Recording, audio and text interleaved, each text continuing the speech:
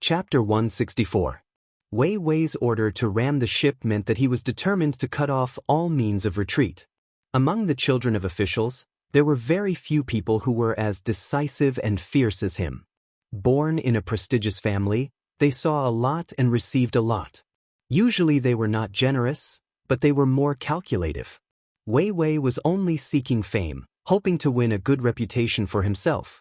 If he helped his father in his official career, it would be icing on the cake, so he would not really feel sorry for Su Fengnian. His father, Wei Longwang, was just a dragon king in a small temple in the Big River and Big Lake. He was far from Su Shao, a dragon who could turn the world upside down. He heard that this big pillar of the country was staying in the capital at this time. If Su Fengnian met with misfortune, this kind of thunderous shock, second only to the anger of the emperor, Wei Wei knew how powerful it was. The king of Jing'an, on the other hand, wanted a 5-clawed python robe. The difference was like heaven and earth. Therefore, after some consideration, he was willing to take the risk out of desperation. If the attack failed, then so be it. On the Battle of Spring God Lake, who would pay attention to the hidden 10 steps 1 kill? Wei Wei stood by the window, expecting the yellow dragon to ram the enemy's ship. Instead, he saw an inconspicuous old man wearing a sheepskin coat leaping out of the deck. He saw the old man's toes lightly touch the hull of the yellow dragon, and the big yellow dragon, which could run amok on Spring God Lake, capsized? It really capsized. Wei Wei was dumbstruck. His hands tightly gripped the windowsill. The dragon claw hand master reared in Jing'an Palace turned back as soon as he left the cabin. He shook his head at His Royal Highness with a calm face. In an instant, the lake waters surged violently, causing the yellow dragon ship to shake violently. Why? The king of Jing'an was relatively calm. A one-armed old man stepped on the yellow dragon ship and capsized it. The retainer, who was already 70 years old, smiled bitterly. One step. The crown prince clenched the wine cup with 2 fingers. One step. The master in Jing'an Palace, who was well-dressed and well-fed, nodded. His expression was extremely unnatural. He was also a lackey in the king's mansion. He knew that even if he was given 10 or 100 kicks, he would not be able to capsize a ship that could carry 500 tons of cargo. First-level master? The crown prince suddenly laughed. The retainer sighed helplessly, not far off. The crown prince seemed to be much more relaxed. He was not discouraged by the one-armed man's feat. He asked curiously, "One-armed?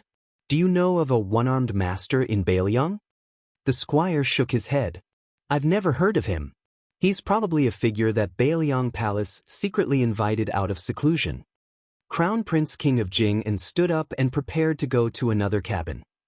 Out of sight, out of mind. The general of the ship had already sent Huang Tu-Lang to save them. Even he had been stepped on by the old celestial. He could only hope that Grandad Deity wouldn't be so calculative with ants like them. "We all know how strong you are. Rest well and don't kick us a second time." Wei Wei knew that the situation was hopeless. It was over. His face was ashen. This evil flood dragon, who had never failed on the Spring God Lake, turned around and slumped back into his chair. Beside him was his best friend, whose face had been scratched by the halberd. He was crying bitterly. Wei Wei couldn't understand how 100 Bailiang soldiers could suppress 400 Huang Tu-Lang to the point that they didn't even dare to breathe. He also couldn't understand how someone could beat the yellow dragon with the strength of a leg. Was the main warship of the Qingzhou Navy just a small boat? Su Fengnian didn't expect the old god of swords to make such a move. However, since he had created such a scene, he used the momentum to jump onto the yellow dragon ship. The Huang Tu-Lang, who were busy trying to salvage the people who had fallen into the water, all ran away in fear. The old Daoist Wei Shuyang, the halberd Ningame, and Lu Yangshu all followed His Royal Highness and jumped onto the yellow dragon. They went up to the 3rd floor, which was originally used as a lookout. Coincidentally, they met Crown Prince King of Jing'an, who was about to leave in a hurry. Su Fengnian used the winter-embroidered scabbard to press against the Crown Prince's chest. The Crown Prince's personal guards tried to stop him, but they were instantly pointed at by Ningame's halberd and surrounded by Lu Yangshu and the other 2. The Dragon Claw hand expert who had been pampered in the Jing'an Palace didn't dare to move. Su Fengnian used a bit of strength on the winter-embroidered scabbard and pushed the crown prince, whose identity he had vaguely guessed, back into the cabin. The group of people inside, more than 10 of Qingzhou's most prominent young masters and daughters, all looked at the white-robed, white horse, and Bailiang butcher's son. The Qingzhou socialites widened their eyes in surprise, amazement, fear, and worship. Just their expressions and gazes were a moving picture. The Green Party in the imperial court was powerful. Who outside the borders would dare to challenge the tightly knit Qingzhou children? Not to mention that the king of Jing En and his royal highness were standing in the circle. Su Fengnian smiled and asked, "Kid, you want to slip away? This yellow dragon ship is only so big. Where can you hide from this crown prince?" On the surface, the king of Jing En's crown prince appeared to be extremely cultured. Obviously, he had received the teachings of the king of Jing and Zhao Heng. Even with Su Fengnian's scabbard pressed against his chest, he still had a look of indifference on his face. Indifferently, he said, "I'm going out to get some fresh air. While I'm at it, I'm going to experience His Royal Highness's elegant demeanor." Su Fengnian slightly retracted the winter-embroidered scabbard, but he didn't put it back on his waist. Instead, he raised it and lightly slapped the face of the guy in front of him. This action was extremely humiliating. Su Fengnian's mouth was even more mocking as he said, "Don't think that this crown prince doesn't know who you are. Surnamed Zhao, given name Sun, the eldest son of the king of Jing and Zhao Heng. How can there be such a big gap between you and my crown prince?" Zhao Sun, whose cheeks were red from the slap, looked straight at Su Fengnian and calmly said, "The king of Bailiang's martial arts are unparalleled for thousands of years. My royal father is wholeheartedly devoted to Buddhism. Naturally, we can't compare." Zhao Sun's words had a hidden meaning, but it wasn't too big. Everyone could tell that the king of Jing En's crown prince was simply saying that Su Fengnian's current glory was all because of his father, who carried the world's infamy as a butcher. It had nothing to do with his royal highness. Su Fengnian's winter-embroidered scabbard was especially forceful this time. King of Jing En's crown prince Zhao Sun seeped out a trace of blood from the corner of his mouth. Su Fengnian smiled and said, "Well said, you deserve a reward. This crown prince will reward you handsomely with a winter-embroidered scabbard." Zhao Sun was still forcing a smile. Jing and Palace's retainers were already prepared to risk their lives to save their crown prince. But Su Fengnian had already brushed past Zhao Sun and said softly, "I'll accept the Yellow Dragon cruise ship. I'll have to trouble you to jump off the ship and swim back to Xiangfan. Tell Zhao Heng that when the time comes, the father and son will go out of the city to welcome the crown prince." Zhao Sun didn't even bother to wipe the scarlet blood from the corner of his mouth. He walked straight out of the cabin and slowly said, "Xiangfan City will definitely welcome the crown prince." Su Fengnian didn't pay any attention to the king of Jing En's crown prince, who was about to become a drowning dog. He first gave a warm smile to the group of dumbfounded young ladies, then turned his head to look at the capital's son, hedonist Zhao, who was cowering in the corner, as well as the fearful evil flood dragon Wei Wei. He pointed at the two with his winter-embroidered scabbard and smiled. "One of you is the son of a fourth-ranked official. You formed a clique and made Zhao Sun deliver himself to your doorstep. Good job. The other is the son of Qingzhou's Dragon King. He dares to pull the bow and shoot arrows, and dares to ram the Yellow Dragon cruise ship. He's even more of a hero." Jiang and I, who had followed the old god of swords to the third floor of the cabin, had a strange expression on her face when she saw this scene. Could it be that Su Fengnian was so domineering and rude to outsiders? Previously, in Bailiang Palace, she only heard that he made a move on the maids in the residence. After leaving Bailiang, he tormented Jean Lanting in the county town. When he arrived in Qingzhou, he wantonly played with the Qingzhou Navy. She originally thought that he only knew how to bully weak women. Su Fengnian wasn't in a hurry to deal with Wei Wei and the one surnamed Zhao. He turned his head to look at the young ladies of Qingzhou and said with a bright smile, "Which elder sister or younger sister knows how to make tea? Let's drink tea and enjoy the scenery together. I hate fighting and killing very much. If I frighten elder sister or younger sister, later on, allow me to use tea in place of wine and punish myself by drinking 3 or 10 cups. How about this?" The second sister, an oval-faced young lady from Bailiang, wasn't the slightest bit afraid of the crown prince. She volunteered with a smile and said, "I brought some spring tea before the rain and a set of tea sets. I haven't had the time to make tea yet." Su Fengnian treated the women on the ship as if they were two different people. He was so easy to talk to that it was a complete mess. He laughed and said, "It's fate, it's fate." Jiang Ni's small face stiffened. Look, this guy's foxtail was suddenly revealed. Despicable. That gloomy guy with a swollen face was despicable just looking at him. But this guy who was flirting with the group of young ladies as soon as he boarded the ship was the most despicable. Chapter 165. Every time Su Fengnian took a step forward, Wei Wei and the one surnamed Zhao would take 2 steps back, until there was nowhere to retreat. Su Feng came to the window and happened to see the heir apparent of the king of Jing and his retinue jump into the water. Su Fengnian narrowed his eyes, feeling deeply moved. At that time, Zhao Heng, the 6th prince, had the greatest influence. The Empress Dowager regarded this filial son the most highly. The faction of relatives and the leaderless civil officials hit it off. And it was at that time that Zhao Heng wrote the poem, "Raise an army of 1,000,000 to drive away the Mang slaves, immediately erect a monument on the first peak." That time could be said to be the most glorious period of Prince Jing An's life. Who would have thought that the mantis stalks the cicada, unaware of the oriole behind? The second prince, who was originally the least favored, suddenly appeared out of nowhere. It was unknown how he obtained the full support of the eunuchs, chamberlains, and military generals. First, he secretly detained the Empress Dowager, then he launched a series of assassinations. Several powerful relatives died in one night. The posthumous edict appeared again.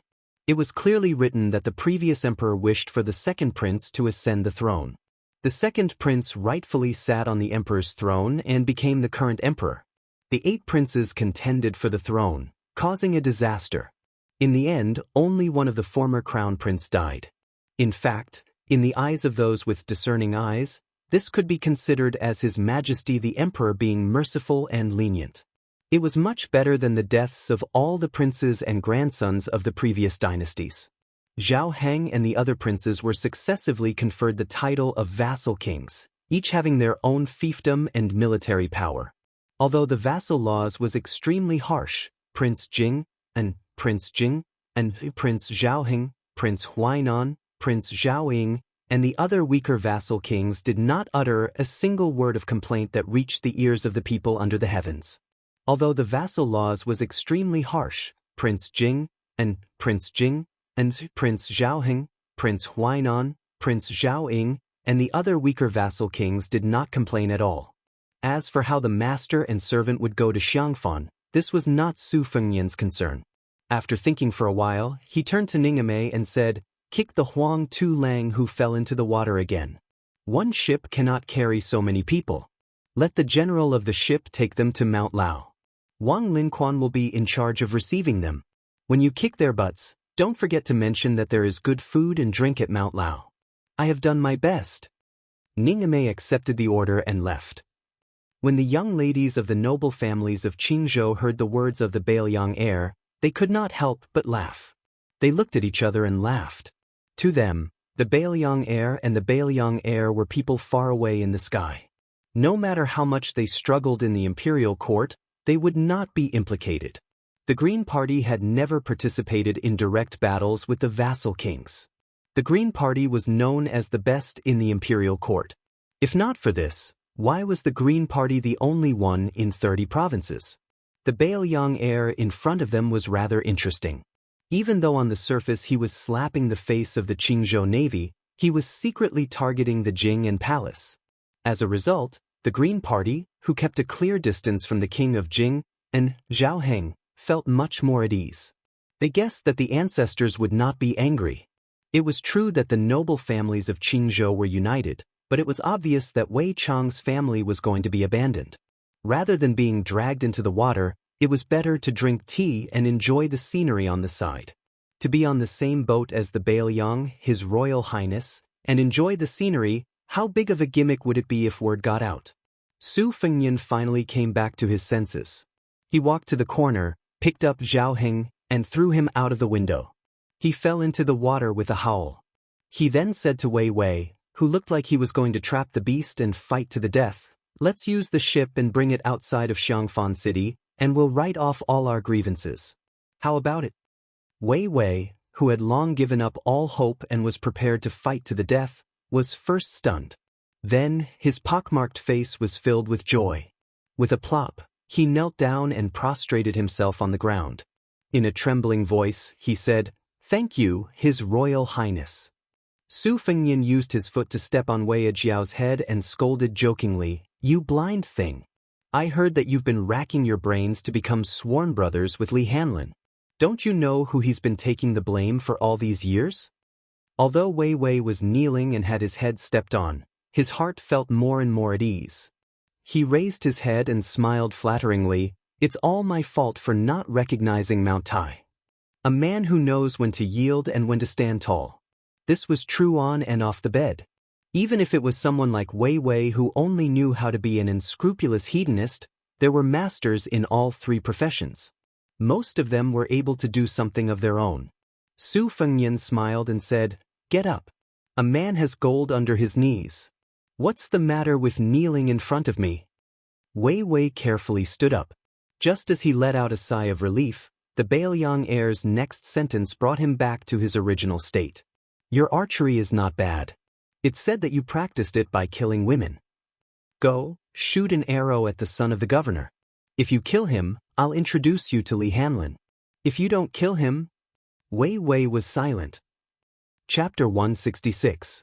When Su Fengnian pretended to wipe the dust off Wei Wei's body, he said in a low voice, "Wang Linshuan's silver is my silver. Wang Linshuan's grandmother is my grandmother's mountain. Do you really think that Qingzhou belongs to the Green faction? On this trip to Xiangfan, there will naturally be people who will help you think of how to impeach the Shitzi, how to act arrogantly on the Spring God Lake, and how to insult the king of Jing'an and beat up Shitzi Zhaosun. However, when you go out to shoot arrows, remember to be clean. This Shitzi can guarantee that the sisters at the table will not gossip. How about it?" Wei Wei bowed and left the cabin with large strides. Su Fengnian sat in front of the table and sat shoulder to shoulder with the oval-faced beauty who was raising her snow-white wrist to brew tea. He sat with the other Qingzhou ladies who were sitting in pairs on long benches. Su Fengnian patiently waited for the spring godhead to drink tea. He unscrupulously looked at the faces and figures of the wealthy ladies around him. Most of them were of average beauty. Only the tea maker beside him had a charm that was close to 80 wen. Su Fengnian openly reached out and hugged her slender waist. Not only that, he stretched out his leg and lightly stepped on her lotus-root little feet. He turned his head to look at the blushing Qingzhou beauty and asked with a smile, "Dare I ask for elder sister's name? This Shitzi has a peach blossom beauty fan. When I return, I will draw elder sister's face on the fan and play with it every day." Play with it every day? The table of red and green orioles and swallows all looked at the oval-faced woman. Their eyes were mixed with mischief and jealousy. Although the woman who was hugged by Su Fengnian had a good upbringing and had always been bold in her actions and words, she still couldn't take it when she was openly teased like this. She didn't dare to dodge, nor did she want to dodge. She lowered her head and pretended to be paying attention to the situation. Her family background was not simple. Among the 4 pillars of the Liang dynasty, the Green faction was the smallest, but its voice was not weak. Among the 12 pillars of the dynasty and the Shang pillar, the Green faction had 4 seats. The ancestor of this woman's family was one of the Shang pillars. In the past 30 years, he had moved between the Ministry of War, Ministry of Revenue, and Ministry of Appointments. He had countless disciples and was known as the roly-poly of 2 dynasties. Someone once joked that the number of times this roly-poly personally witnessed was only slightly less than the old Grand Secretary. Su Fengnian finally drank the tea. He drank it as if it was wine. He smiled and said, "At night, if elder sisters and sisters feel that the blankets are not warm, just tell me and I will personally bring the thick brocade blankets." Naturally, there was another wave of bashfulness and coquettishness that could only be understood. The oval-faced beauty who was brewing tea quietly looked at Su Fengnian's side profile. She seemed to have noticed something and was in a daze. Su Fengnian turned his head and asked, "What's the matter?" She smiled gently and shook her head. After drinking the tea and winning a table full of laughter, Su Fengnian excused himself and left the cabin. He came to the bow of the ship. Yu Yuwei did not board the Yellow Dragon Fortress ship. Jiang and I and the old god of swords stood to the side. Wei Wei had already shot dead the dandy surnamed Zhao, who was still holding Yan Huan's arm and calling her brother the day before. She sat on the deck at the stern of the ship, holding her big bow in a daze. Su Fengnian opened his mouth and asked with a smile, "Not seasick anymore?" Jiang and I smiled coldly and said, "Isn't this tea delicious?" Su Fengnian pulled out a Baoyang arrow that was shot into the hull of the ship and held it in his hand. His body lazily leaned against the railing of the ship and looked at the vast lake. He said softly, "There's no taste. It's far from the spring god tea that I drank on Mount Lao." Jiang and I asked expressionlessly, "Are we really going to Xiangfan?" Su Fengnian nodded. Jiang and I frowned and said, "Are you not afraid that the king of Jing'an, Zhao Heng, will bring out thousands of men and horses to crush you into powder?" Su Fengnian laughed involuntarily and said, "The king of Baoyang, his royal highness, died in Xiangfan. Zhao Heng cannot bear this crime. If he was really ruthless and not so indecisive, the world would be his." Zhao Heng, this vassal king's luck was not bad, but he always felt that everything he did would be in vain. He had ambition, otherwise he would not have said such a thing. If he wanted to benefit the world, his ability was not bad. When Xiangfan was destroyed, there were only 20,000 people left. After changing the flag on the city, these 20,000 people went crazy and wanted to crawl out of Xiangfan. The city became an empty city, a dead city. But under Zhao Heng's rule, he implemented Huang Lao's theory of non-interference. Today, the population of Xiangfan has recovered to a few 100,000 people. The title of being the most important city in the world is true to its name. King of Jing'an, this vassal king title was given very well. Zhao Heng's reputation among the people of Qingzhou is very good. He can be considered the best of the 7 vassal kings. This kind of person cherishes his reputation the most. What do I have to be afraid of? Maybe Zhao Heng will be worried that someone will frame him and will want to send troops to protect me. Little mud man, do you believe me? Jiang and I said with a face of disbelief, "Are you talking nonsense?" The old god of swords smiled faintly. "Little Su is not talking nonsense." Su Fengnian bent the Baoyang standard arrow with both hands and suddenly smiled. "I heard that there are still 100,000 wandering ghosts in Xiangfan that are not willing to leave the city. Little mud man, you have to be careful when the time comes." Jiang Ni's face turned snow white and he said with a strong front, "The one who is afraid of retribution is you. What does it have to do with me?" Back then, if the Pillar State hadn't been determined to besiege Xiangfan and refused to surrender, refusing to leave a life gate open, how could Xiangfan have become Fengdu? 10 years of being trapped in the city, the people in the city were sold like livestock. Kind mothers cut off their flesh to feed their children, evil fathers threw their children into the cooking pot. The various states of the human world, good and evil, were all magnified in that ghost city. Every inch of wall was an inch of blood, every inch of grass was an inch of sorrow. The yin energy in Xiangfan was unimaginable.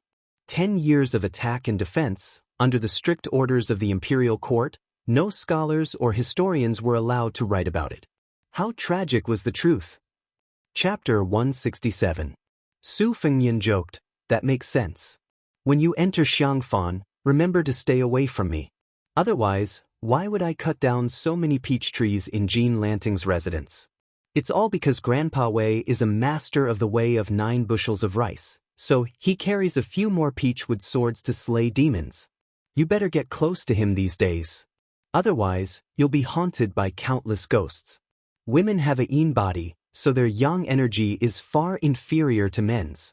Even old sword god Li won't be able to save you." Jiang Ni's face turned even paler. She stammered, wanting to refute and encourage herself, but she didn't know what to say. The little clay figurine's appearance had always been ranked in the top 3 beauties Su Fengnian had ever seen in his life. The first was, of course, the androgynous white fox's face. The second was a woman he had seen by the Luoshui River during his 3 years of travel. Until now, he could not tell whether she was a woman from a landowning household or the god of the Luoshui River. However, she was beautiful. She was a woman in her 20s, but her face was still like a pattern in the 19 chess books. No matter how delicate it would not change much. However, the little clay figurine was different. She had been growing over the years. Her breasts, which were in line with the title of Princess Taiping in the past, were no longer Taiping. Instead, they were becoming more and more plump. Perhaps one day in the future, her face would quietly be comparable to white foxes. Su Fengnian liked to tease her, bully her, and plot against her. Part of the reason was that it had become a habit. The old god of swords couldn't bear to see Jiang and I being deceived and frightened by this little scoundrel Su Xiaobei. He unhappily said, "Girl, this little bastard is deliberately deceiving you. Ghosts are like immortals. If you believe it, then there is nothing. This old man has traveled Jianghu and seen all kinds of strange people. When it comes to immortals, only old Daoist Qi can count.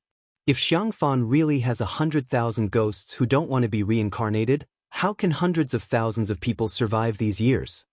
Su Fengnian chuckled. He didn't mind Li Chuangong's sarcastic way of addressing him. He didn't care much about face. It wasn't something that His Highness was born with. It was something that he was forced to do. He continued to play with the arrow in his hand, whistling leisurely. What made the old god of swords feel defeated was that Su Xiaoshou's nonsense was obviously more lethal than his earnest and heartfelt advice.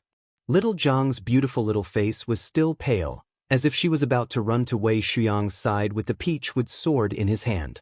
She had not even reached Xiangfan yet. Jiang and I, who had a deep understanding of ghosts and gods, said fearfully, "Then I won't enter the city. I'll stay on the ship." Helpless, the elderly god of swords could only roll his eyes and sigh. He thought to himself, that little bastard is really little Zhang's nemesis.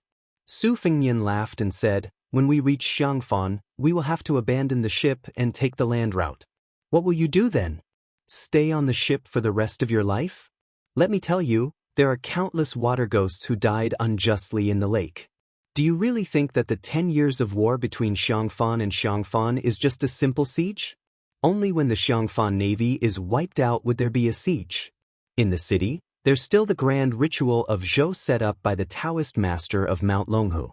What's outside the city?" Jiang and I was speechless.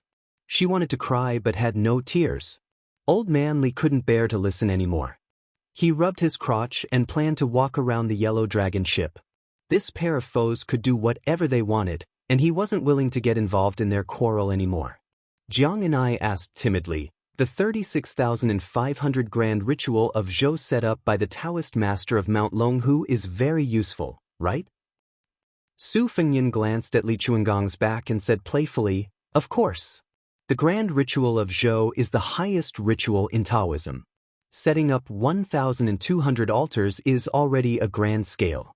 Generally speaking, it's only when something big happens in the emperor's family or the ancestral court of Taoism. The word ritual means the ceremony of pouring wine. To put it simply, it's the Daoist master inviting the celestial beings to drink wine. The grand ritual of Zhou before this dynasty was only set up for the prince with 2,400 celestial beings to pray for blessings and disasters. There's also the 3,600 grand ritual of Zhou for the emperor to protect the country and its people. Xiangfan was founded by the Daoist master's residence. The 36,500 grand ritual of Zhou was unprecedented in history. It's equivalent to inviting all the celestial beings in the heavens. Back then, the Daoist master's residence spent 900,000 taels of silver. If that wasn't enough, the Daoist master's residence would have moved out of Mount Longhu long ago. Jiang and I nodded heavily and clenched his fists. His face relaxed a lot. Unexpectedly, Su Fengnian changed the topic and laughed sinisterly. "But don't forget, just like you said, if the king of Jing'an wanted to deal with me, he would have needed 2,000 to 3,000 soldiers. It's obvious that the more powerful the enemy is, the more extravagant the situation will be. If the ghost city of Xiangfan didn't have any evil spirits that were hard to subdue, why would the dynasty spend so much money?" Jiang and I was scared silly again. Su Fengnian threw the bow and arrow to a Bailiang light cavalry downstairs who was collecting arrows. He walked towards Jiang and I and said in a low voice, "As for me, not only do I have Grandpa Wei's help, I also have many Daoist instruments on me. When we reach Xiangfan, you might as well sleep with me. It's best if we share the same bed, but even if we don't share the same bed, we have to share the same room." Chapter 168. Jiang and I kicked Su Fengnian's knee and angrily cried, "I'd rather be killed by the ghosts than live with you." Su Fengnian bent down and patted his expensive white satin robe. He gave her a thumbs up and smiled, "You have backbone." Su Fengnian pretended to remember something and smiled gently with ulterior motives. "Yes, I remember now. The 100,000 wandering souls of Xiang and Fan are mortal enemies with Su Shao, which means that they are my mortal enemies. After you were killed by the wild ghosts, you must have something in common. The more they like you, the more you can't be reincarnated.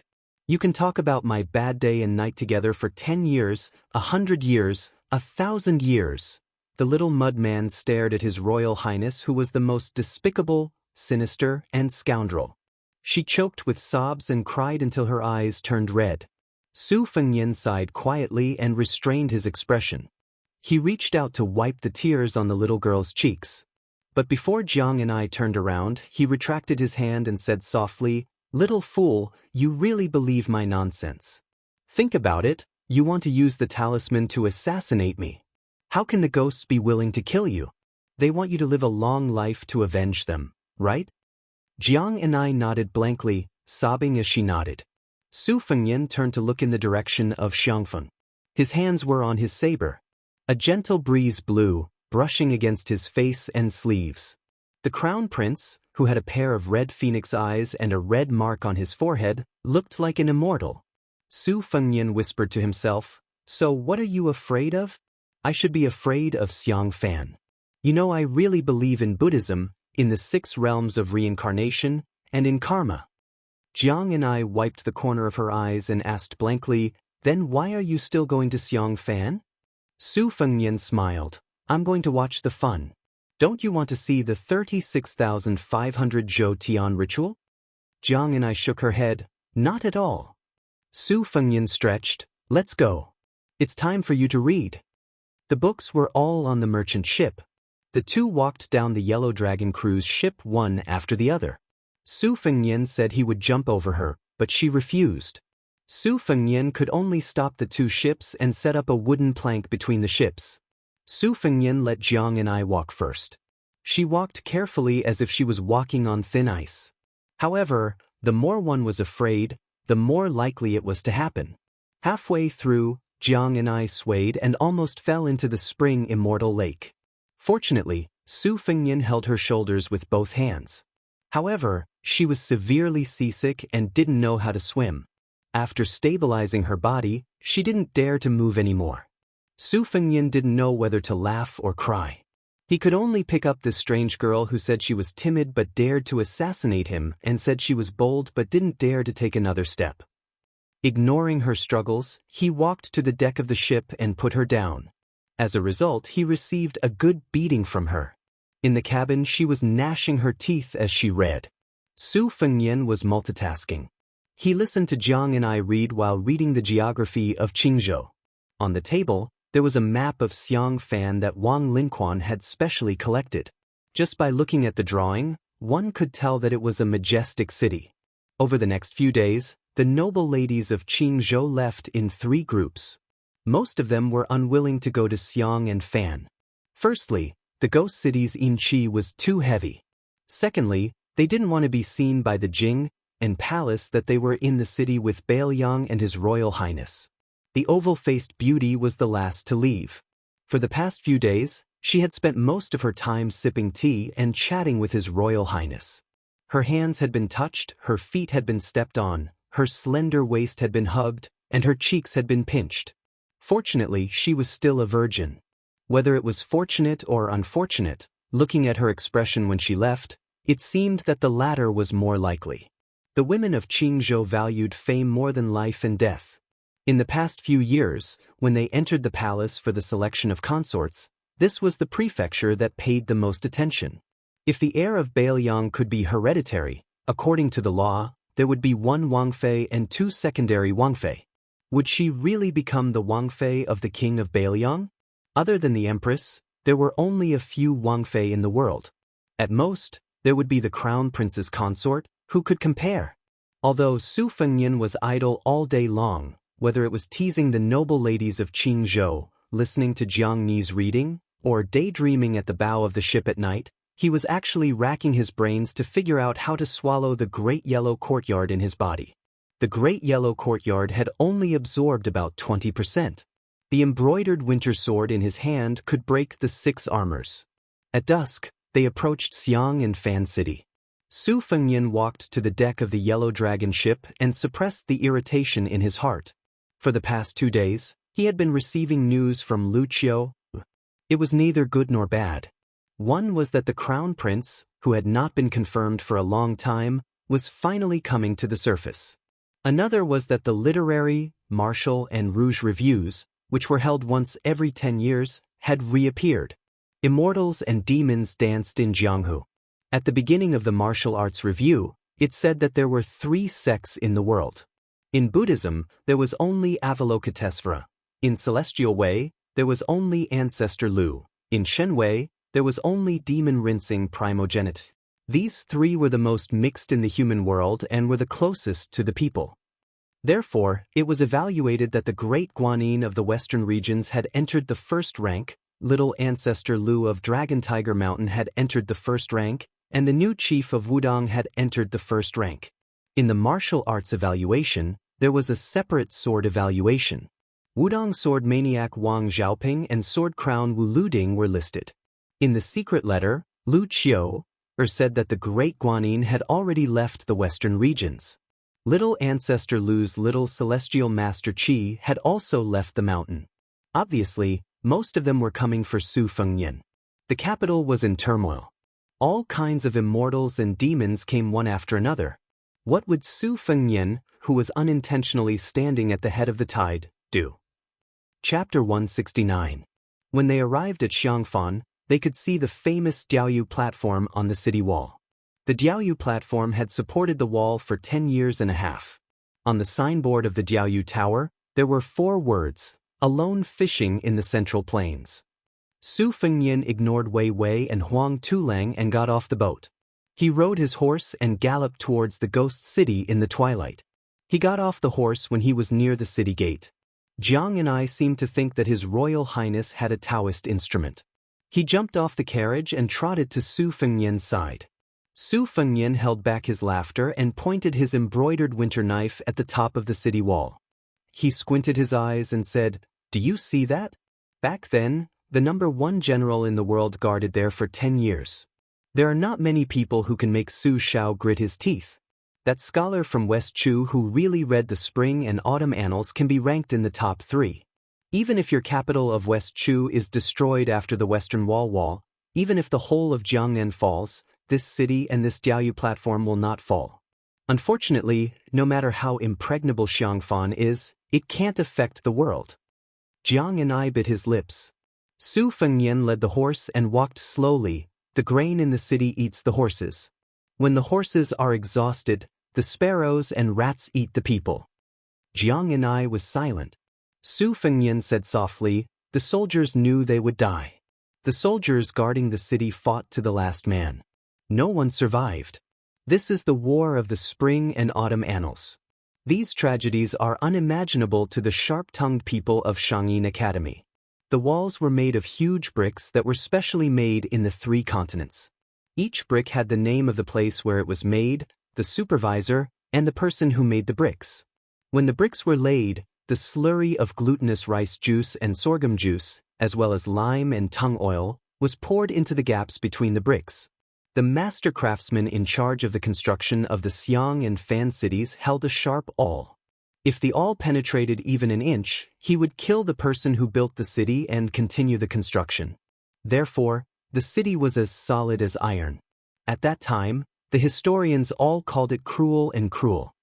Su Fengnian stopped and did not look at Jiang Ni's face. He said coldly, "When Su Shao attacked the city, Wang Mingyang defended the city. Both sides prepared for war. This scholar, who used to be a scholar in Jixia, strengthened the defense and moved all the food and materials into the city. Even the houses were demolished and the wood, bricks, and tiles were moved into the city. To prevent Su Shao from digging a tunnel, he dug 100 wells along the foot of the city and placed large earthen jars covered with leather in the wells so that those with good ears could listen. Not to mention the 50,000 soldiers, he also divided the 150,000 people into different classes. Monks, craftsmen, and paladins each had their own duties. The necessary materials for defending the city were divided into two categories: official and civilian. Then he selected Jianghu people who were good at fighting to patrol the city day and night to prevent spies from setting the city on fire. Wang Mingyang's military skills in the Xianxia Academy had been fully displayed in the past 10 years. Su Shao once said that if everyone in Xianxia Academy was like this, he could even become a scholar in Jixia. Su Fengnian continued forward. To attack the city, one must first cross the river and cross the trench. Next is the most tragic climbing of the city. Climbing of the city is also known as climbing of ants. Looking at the top of the city, you can imagine the scene of thousands of people climbing up the ladder against arrows, boulders, wood, and oil. It was during this battle that the monks in the city invented the demon-subduing pestle, and the ox-nosed Daoist created the cauldron golden liquid that would fester the moment it touched the skin. In the alley battle after climbing the city, Xiangfan gathered a large number of Jianghu people and heroes who swore to defend this important city for the 3 countries of the Central Plains. It could be said that they were united against a common enemy. Before the alley battle, they had defeated the Bailiang army countless times. If it were not for them, Xiangfan would not have needed 10 years to break the city. 3 years would have been enough. People only knew that Bailiang's army was the best in the world, but they did not know that they were not bad at attacking the city on foot. In the spring and autumn war, they were unstoppable. Only in Xiangfan did they lose more than half of their elites, including 300 cave masters who were good at drilling. This attack and defense took 10 years. As for who was right and who was wrong, only heaven knows. However, it was in these 10 years that Su Shao, who would seek revenge for the smallest grievance, had a real feud with Jianghu. The moat was unusually wide. The drawbridge on the river was not closed. Xiangfan was strictly guarded at night, but the drawbridge had been laid flat all these years. Even the main gate had not been closed for a single night.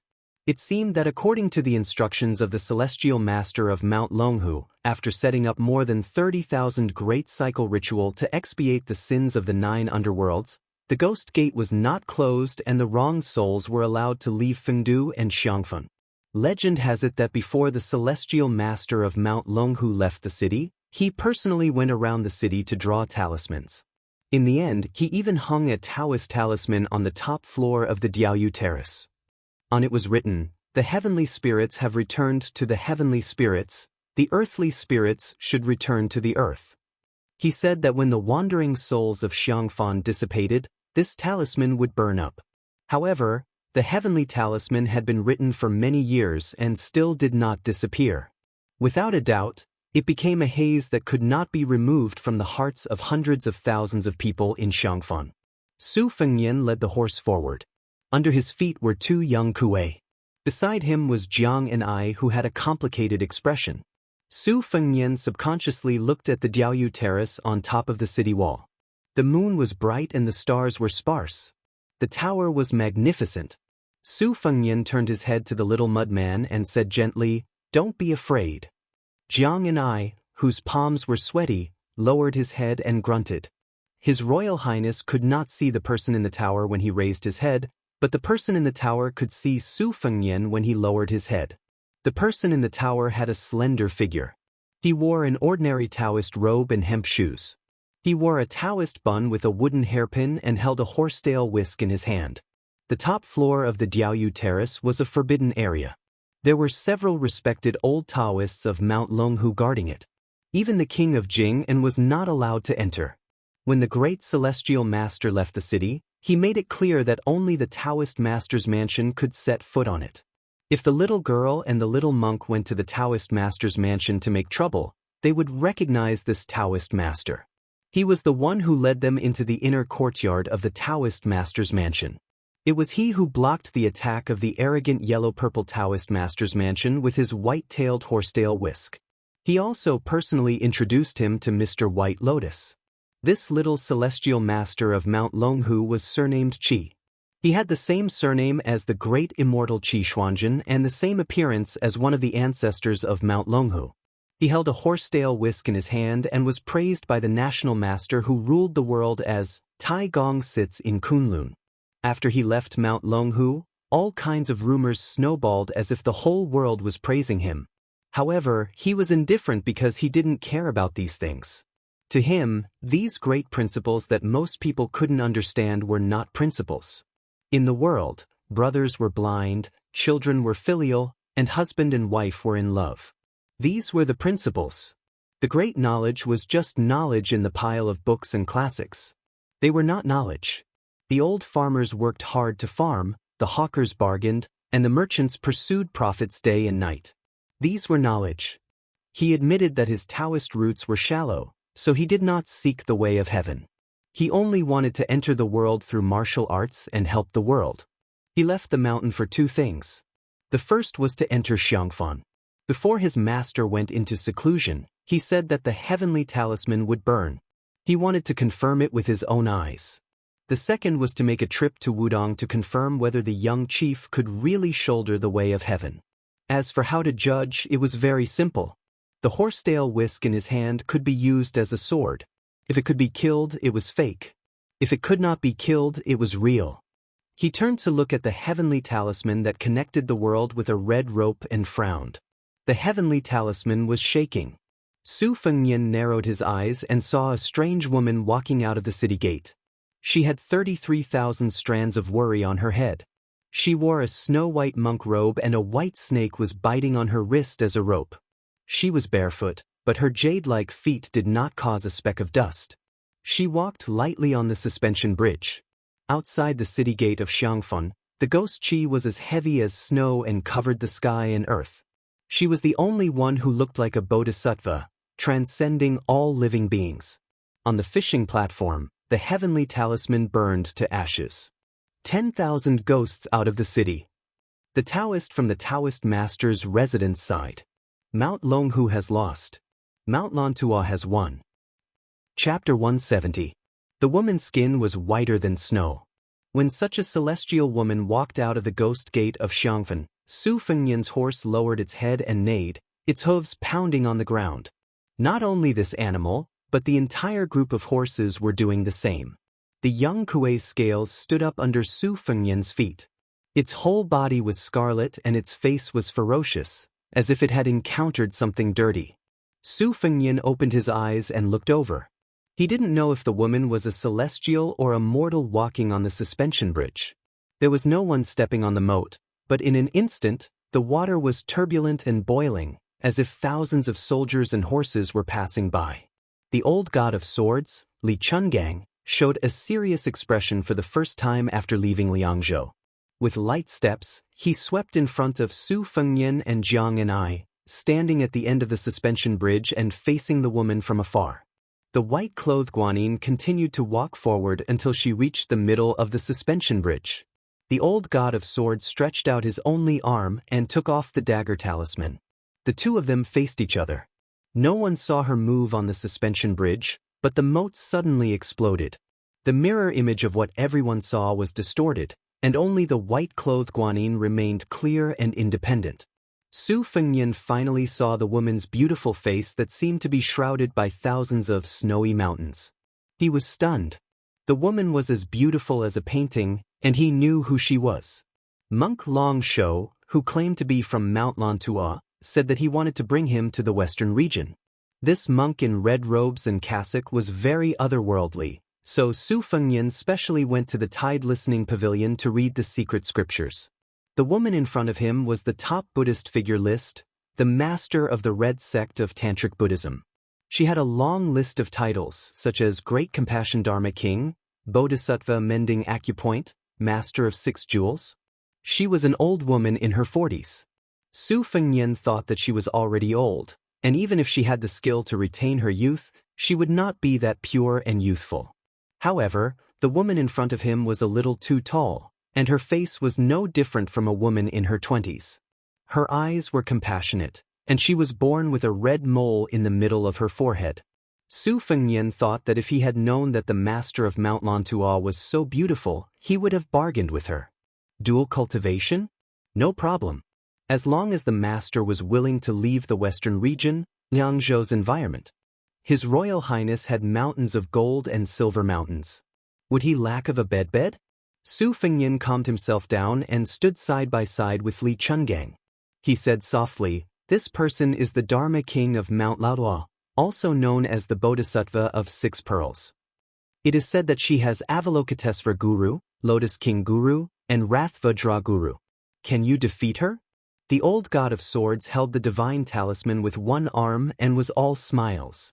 If he didn't know the identity of the old man in the sheepskin coat, he would have mistaken him for an old fellow who didn't respect himself and was blocking his way to take advantage of his beauty. Li Chungang lowered his head and spat out a mouthful of green gang qi that Su Fengnian could see with the naked eye. It wrapped around the priceless divine talisman and shone brilliantly in the night.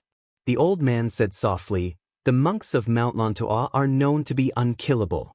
Back then, the red-armored man fought with an old man with a pestle for 3 days and 3 nights. Neither of them could kill the other. The Vajra state of the First Order came from the Buddhism sect. This old man would like to see if he really has the Vajra body. However, it's unfair to fight with a little girl of the younger generation." Su Fengnian, who wished for the world to be in chaos, said, "The old god of swords is only holding a dagger. He's already conserving his strength and not bullying the younger generation." The cross-eyed old man glanced at His Highness the Crown Prince, who didn't want to settle the matter peacefully and only wanted to watch the battle from the sidelines. The corners of his mouth twitched, but he didn't mind. The reason why people couldn't make a name for themselves in swordsmanship was because they couldn't break 10,000 techniques with one sword. When fighting with others, they were afraid of this and that. They were so afraid that they would lose their swordsmanship in the end. Li Chungang was not willing to pay attention to Su Fengnian's narrow-mindedness. From Bailiang to Qingzhou and then to Xiangfen, he had been observing this Bailiang heir. The conclusion he came to was that this kid's talent in martial arts was not bad. He was determined to be ruthless. It was a pity that he started martial arts too late. Otherwise, he might have become a Chao Guanzi before he turned 30. The white-clothed Guanyin took another step forward and Li Chungang was about to attack with the green dragon. But she was only 1 step away. She stopped on the drawbridge.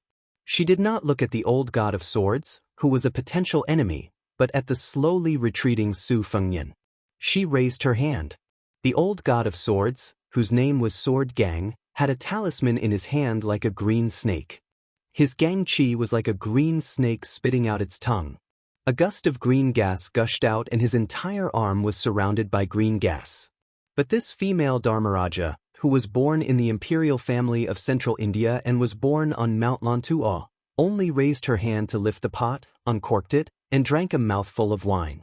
The wine was not familiar with the old god of swords gang qi, so much so that the entire drawbridge was filled with its fragrance. The little white snake coiled around her white arm. It was an extremely strange scene. This 6-jewel bodhisattva glanced at Su Fengnian.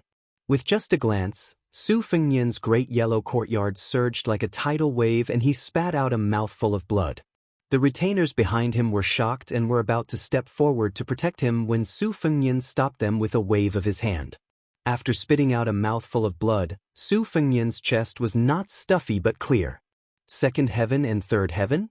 If I take a few more glances, won't the great yellow courtyard be in my body? Sure enough, she looked again. Just as Su Fengnian was dumbfounded, the old god of swords frowned and shouted softly. A wisp of green gang qi appeared on the drawbridge and seemed to sever the formless qi. He glared at Su Fengnian and said, "Brat, you don't know what's good for you. Do you really think she's a compassionate bodhisattva just because you gave her some benefits?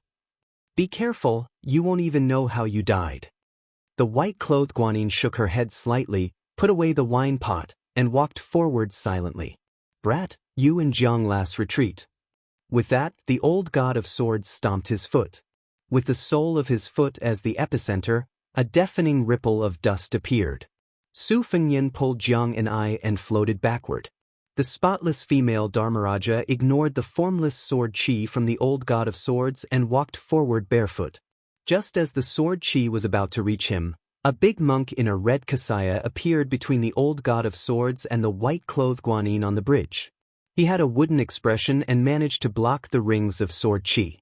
His kasaya fluttered in the wind as he stood tall. Su Fengnian sighed quietly. This monk, Long Shou, who had said that he would wait for 31 years, had appeared. If it was just a six-jeweled Dharmaraja, Su Fengnian believed that with Li Chuangong's strength and the second-rank retainers behind him, it would not be impossible for them to trap this Guanyin of Mount Lantuo, let alone kill her. Although the red-clothed monk was not a first-rank Dharmaraja, in this delicate situation, he was the biggest variable. Moreover, Su Fengnian did not have any ill feelings towards the monk in front of him. He had always respected eminent monks who had achieved the Tao. If they really fought to the death, regardless of the outcome, it would not be a pleasant thing to watch. The red-clothed monk put his palms together and bowed his head. My master has entered the world without any intention of fighting. I hope that His Royal Highness will not blame him. My master has come out of Xiangfan to release 100,000 evil spirits from purgatory. He has accumulated immeasurable merit for His Royal Highness. Su Fengnian felt that these words were preposterous, but he believed them without a doubt. Both Buddhism and Taoism had recorded that there were 100,000 evil spirits in Xiangfan who had been cooked by their relatives. Their resentment was so great that even the 36,500 grand ritual of the cycle could not eliminate them. Thus, the two sects made an unwritten bet that whoever won would enter Xiangfan and whoever lost would leave Xiangfan. This would not change for 100 years. If Mount Longhu won, the two Zen temples and the monks of Mount Lantuo would not be able to set foot in Xiangfan for 100 years. If they lost, Mount Longhu would have to withdraw the grand ritual of the cycle and move out of their Taoist temples. They would not be able to preach in the city. The disputes between the three sects and the sects for fame and fortune were actually childish and unreasonable. Jiang and I muttered, "She's so beautiful. She looks like Goddess Guanyin." Su Fengnian smiled bitterly. Goddess Guanyin observes the sounds of all living beings in the world. Ordinary people can be liberated by listening to her sounds. The goddess Guanyin in the eyes of the little clay figurine first brushed past Li Chungang at the bridgehead. She then brushed past His Royal Highness and said softly in Sanskrit, "I'm Guanyin. You're uncomfortable. You're not worthy of dual cultivation." Su Fengnian did not know why, but he laughed and said, "Since I'm uncomfortable, may I ask Bodhisattva to be at ease?" #tomorrow update as the title. Recommended a few books and cartoons. Crossing the South and Returning to the North. 13 lectures on ancient poetry. The unnatural death of China's literati, the Queen of Arms, was a female protagonist. The world of acceleration was a pig's horn. Chapter 171. After Su Fengnian finished speaking, he noticed that Guanyin Bodhisattva beside him was a head taller than him. She was walking barefoot. Su Fengnian's height was already outstanding. Most of the men in the cold lands were tall and sturdy, but Su Fengnian did not appear short at all. Coming to Jiangnan, he appeared even more slender. Among the women beside him, Jiang and I was still growing. Tall women like Yu Yue and Shu Xiu were half a head shorter than him, but the female Dharmaraja was even taller than His Royal Highness. Not to mention how unconventional her clothing and temperament were, just her height alone was rather eye-catching.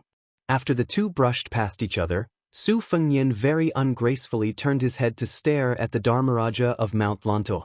The wooden-faced monk Long Shou once again put his palms together, greeting His Royal Highness alone. The two had met twice in Beiliang. In addition, although Su Fengnian had a bad reputation, he was close to Su Fengnian.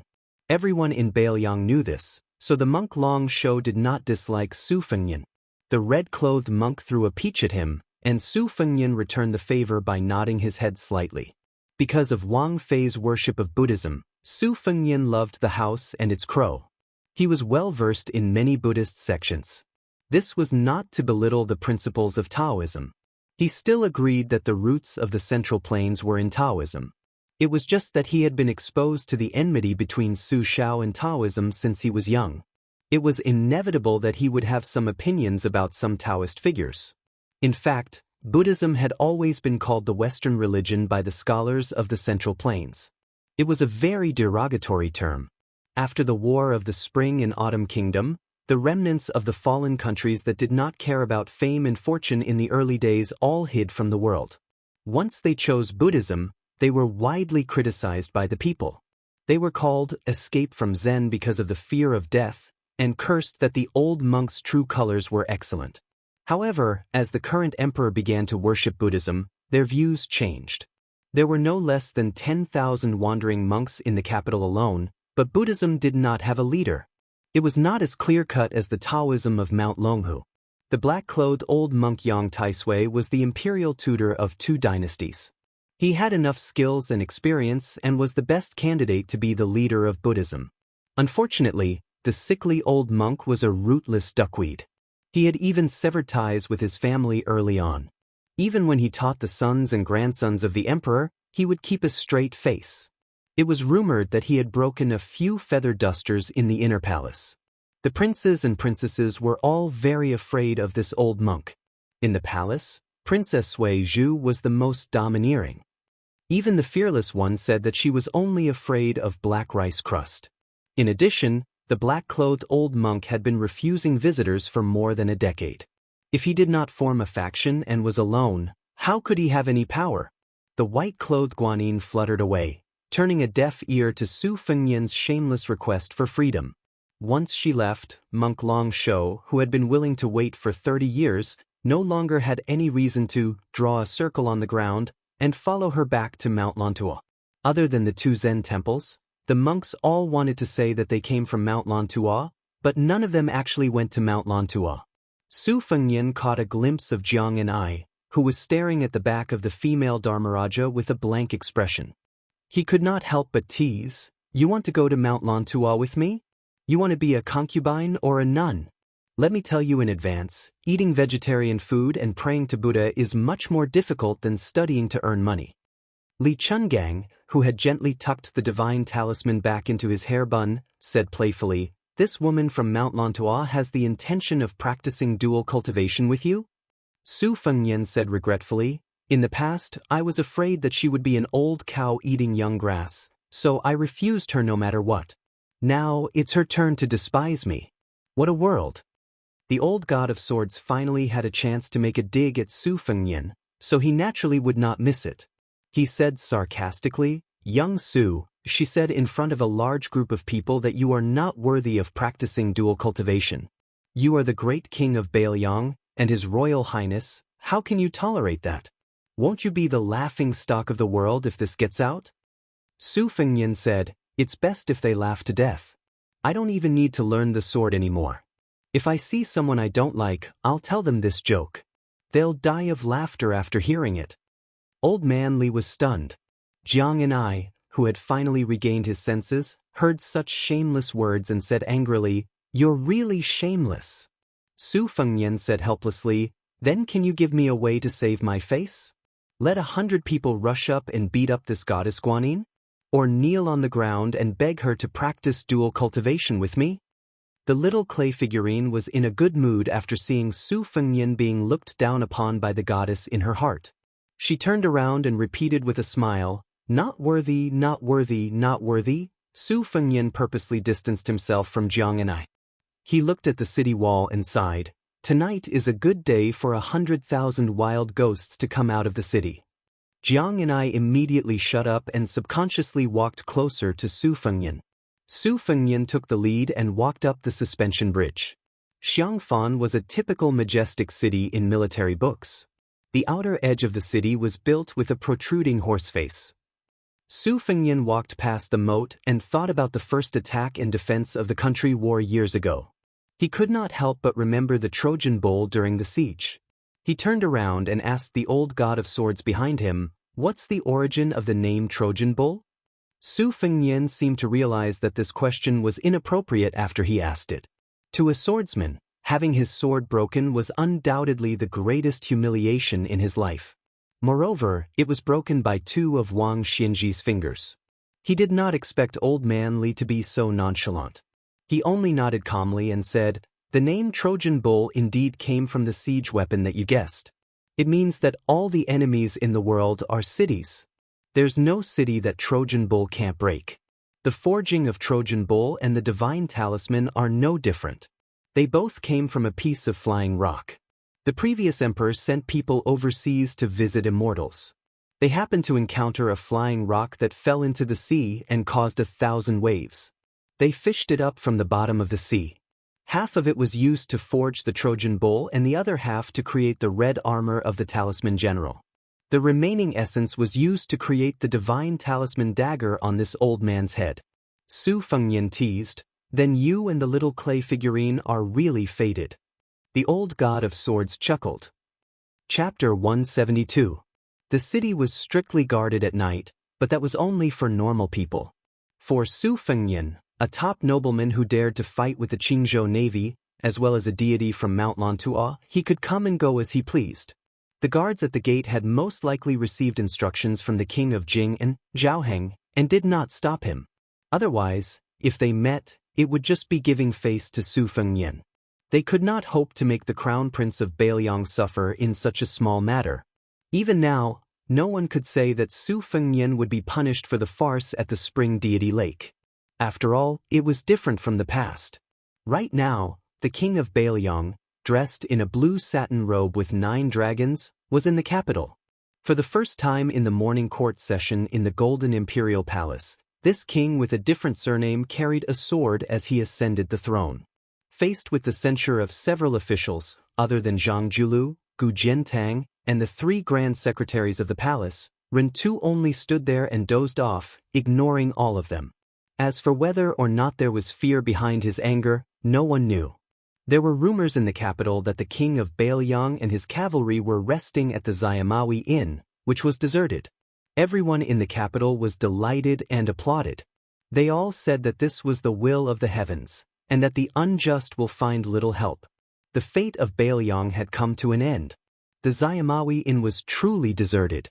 In the inner courtyard, the king of Bailiang, dressed in the garb of a rich man, was drinking green ant wine with an old monk in black. The wine was something that Su Shao had specially brought from Liangzhou to Graydon City. The old man in front of him, nicknamed the Sickly Tiger, had been forcefully dragged over by Su Shao. In fact, over the years, the green ant wine had been sold in the capital because of his second daughter, Su Weisheng's brother appreciating the snow. However, the king of Bailiang had personally brought the strong wine for thousands of li.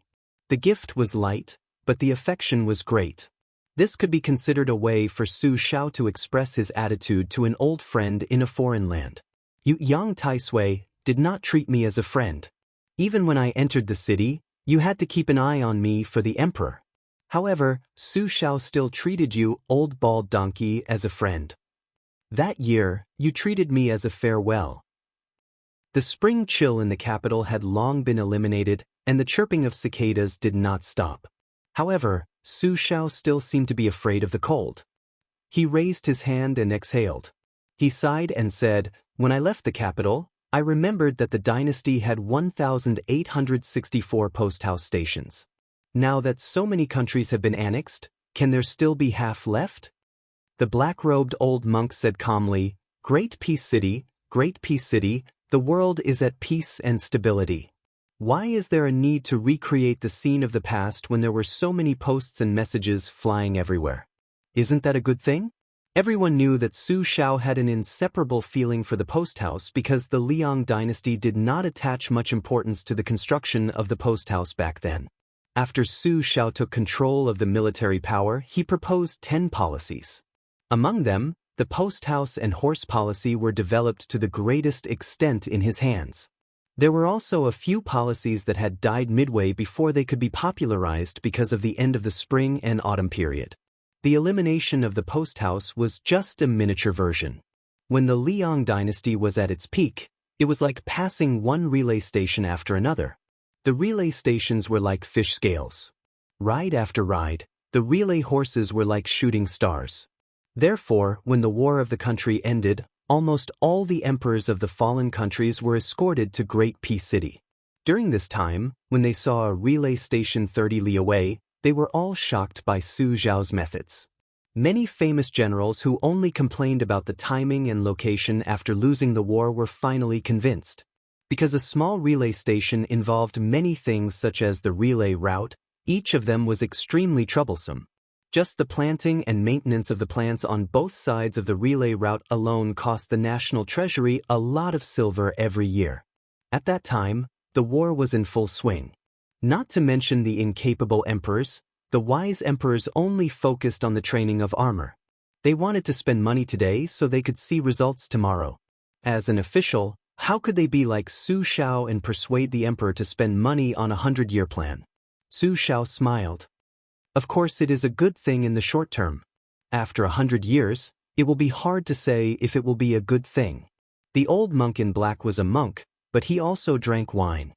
He took a sip and said calmly, "You don't have to worry."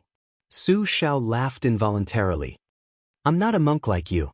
If I don't worry, how can I face the heroes who fought with me in the past? Who won this world?"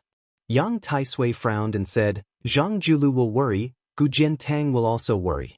Also, so what if you helped the late emperor win the world? Without you, lame Su, there would be lame Li and lame Wang. You were proud of your achievements, but the late emperor didn't get rid of the hound after the rabbit was killed. He still allowed you to be the king of Bailiang. Isn't that enough?" Su Xiao said softly, "It's enough.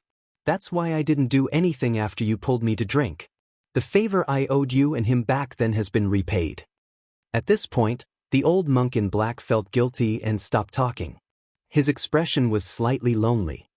When that woman first entered the world, the sword case only had 9 words carved on it. "This sword pacifies the injustices of the world." When the late emperor learned of this, he smiled and said that without this sister-in-law, there would be no Su Xiao, and there wouldn't be his great country. The dragon sparrow sword of Daliang was worthy of these 9 words. That extraordinary woman only carved the last 9 words before she died. Every time the old monk in black thought of it, he felt guilty because he was the most guilty person in the world. The old monk asked, "Then why did you still invite me to drink?" Su Xiao snorted and said, "If it weren't for my wife persuading me all those years after I came to Bailiang, saying that a bald donkey like me had difficulties, I wouldn't have bothered with you no matter how magnanimous I am." Yang Taisui smiled bitterly. Su Xiao drank a mouthful of wine and sneered, "In the next court assembly, if Gu Jiantang dares to instigate a bunch of bastards to use underhanded tricks, don't blame me for pulling out my blade and hacking him." Yang Taisui frowned and said, "Even if Gu Jiantang is empty-handed, you can't beat him. He's the #1 sword user in the world." Su Xiao asked in return, "If I hack him, he dares to retaliate. Back then, when I beheaded his direct descendant and hung him on the city wall, he dares to stop me? He didn't dare back then, and now that he's getting older and older, he dares even less." The old monk in black chuckled and said, "Seems like he doesn't dare." Su Xiao smiled and said, "Isn't that so? How was this the king of Bailiang wearing a 5-clawed python robe? He was clearly a scoundrel in the marketplace. No wonder he could raise such an unscrupulous son like Su Fengyan." Su Xiao smiled and asked, "If I really hack Gu Jiantang to death, what will you do this time?" Yang Taisui said calmly, "I've already repaid the loyalty and righteousness I owe back then. Since you can invite me to drink today, I can invite you to kill someone and leave the capital tomorrow." Su Xiao laughed and said, "You bald donkey, at least you still have some conscience." The old monk in black remained silent. No one in the world was more trustworthy than this sickly tiger. The pot of green ants was quickly emptied. The old monk said softly, "You've caused the princess to live uncomfortably in the past, and now you've implicated your children, especially that Su Fengyan. Don't you feel any guilt?" Su Xiao smiled calmly and said, "We're not a family. Once you enter a family, you won't eat a family meal. What's there to live uncomfortably? It's all fate." The old monk sighed. Su Xiao asked, "Do you know about the 6 jewels guru of Mount Lantua?" The old monk nodded and said, "When this person first started cultivating, he didn't talk to the outside world, unlike the rest of the world. He achieved the great moksha state of motion and stillness early on. He's a great sage in Buddhism. He leaped into the 8 Jewels realm at the same time as the new chief of Mount Wudong. They're both rare bodhisattvas of flesh. Su Xiao nodded and frowned. The old monk asked, I heard that this red sex Dharma king went to Xiangfan, aren't you worried? Su Xiao muttered, how can I not be worried? She's dual cultivating with Fengyan. I'm worried but not dual cultivating, I'm even more worried. Chapter 173. It had already been 10 days since the king of Bailiang, Su Xiao, had arrived in the capital. In these 10 days, Su Xiao had not paid a visit to anyone, nor had anyone come to the Daoist courier station to present their name.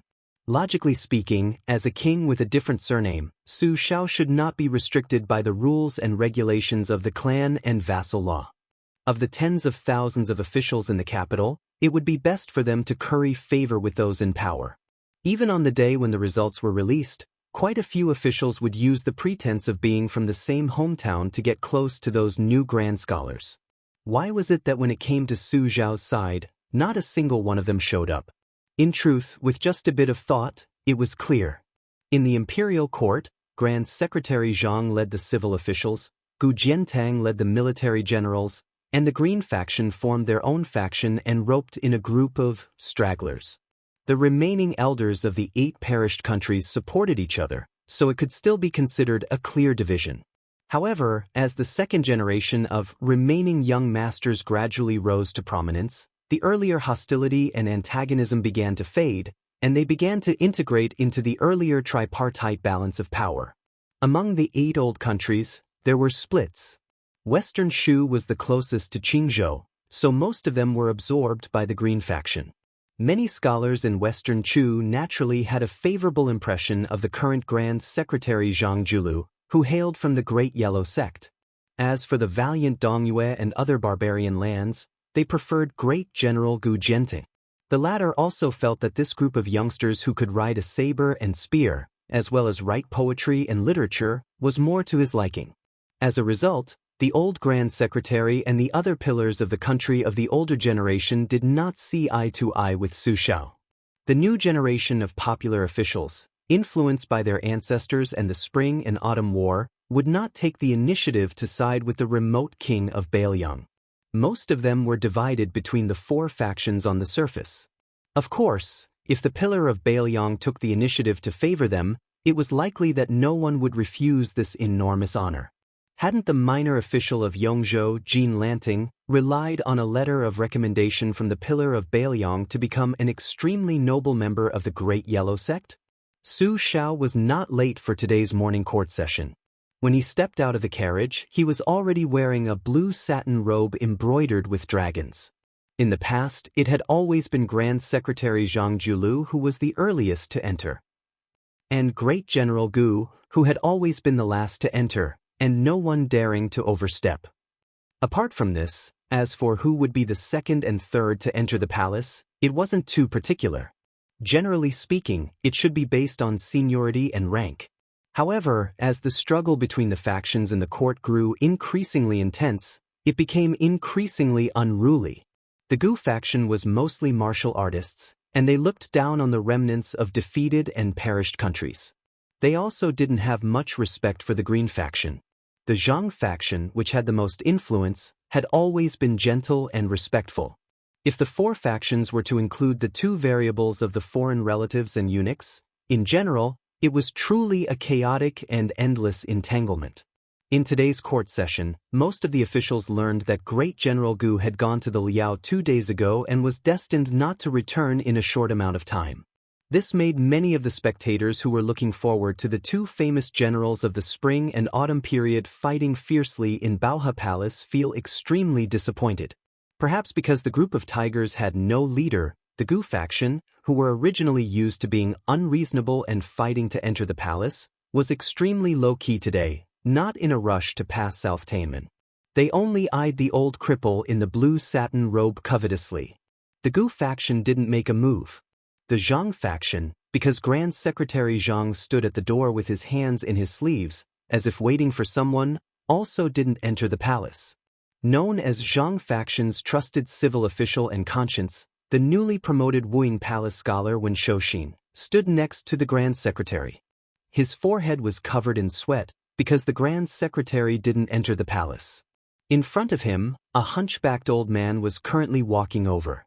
The embroidered robe Su Xiao chuckled and asked, "Scholar Wen, why aren't you carrying a coffin to court today?" When Shouxin still had some courage and insight, with a heavy cold snort, he didn't pay any attention to the mockery and ridicule. Earlier, he had his old servant carry a coffin to court to ask for death, impeaching the king of Bailiang, Su Xiao, for the 10 great capital crimes, begging the emperor to pay with his life, only asking for Su Xiao's death. It could be said to be a magnificent feat which of the officials and common people of the capital didn't raise a thumb.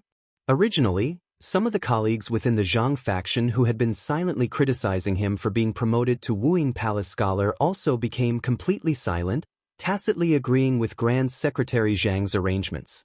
The Zhang faction's influence was the most profound and vast, so if they lost anyone, they wouldn't lack anyone. As a result, the internal strife was often the fiercest. Zhang Julu surprisingly didn't care too much about this type of internal strife. As long as it didn't touch his bottom line, he never interfered.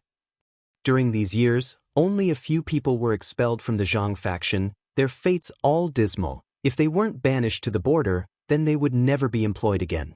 When Su Xiao saw that this Wuxia Palace scholar was pretending to be deaf and mute, he patted his shoulder, saying with an amiable laugh, "The imperial court needs loyal and righteous subjects like you. I heard that when Scholar Wen was a county official, his sleeves were clean and his hands were clean to the extreme, even starving 2 of his daughters to death. When I first heard this news in Bailiang, I was already bewildered. How could this type of official only be an 8th-rank minor official? This is our Grand Secretary Zhang's mistake. Who would have thought that in just a few years, after Scholar Wen's 2 daughters died, in the blink of an eye, he would become a Wuxia Palace scholar? What rank does he rank among the 3 halls and 3 pavilions? It seems like Scholar Wen should still have a few fewer daughters. If he had 2 more, wouldn't Grand Secretary Zhang have nothing to do with it? Forget about Wuxia Palace scholar, even that Preservation Palace scholar would similarly be in Wendaren's bag. However, it's hard to say if Grand Secretary Zhang doesn't have many teachers. Just the death of an old Grand Secretary, yet he already has his current glory, when Darren still can't compare. Doesn't this mean that you 2 Darren are both profiting from the dead?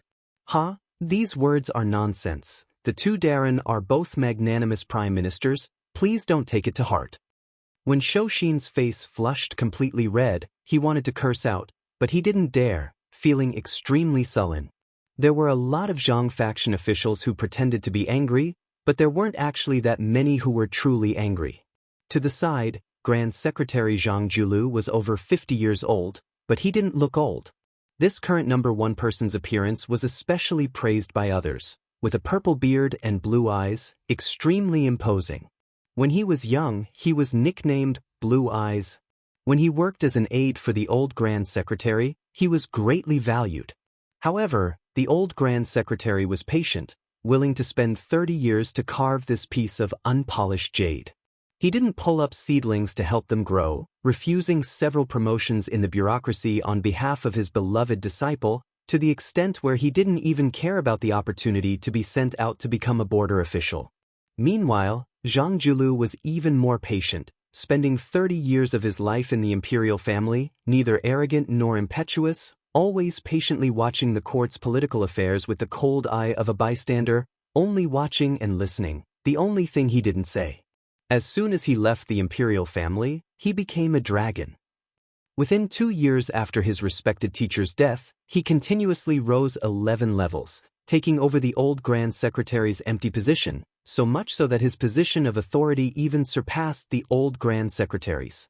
Zhang Julu was ridiculed by Su Xiao, but he didn't show the slightest bit of abnormality. With an expressionless face, he said, "Yang Guosher once said that if you have Buddha in your heart, you will see everyone as Buddha.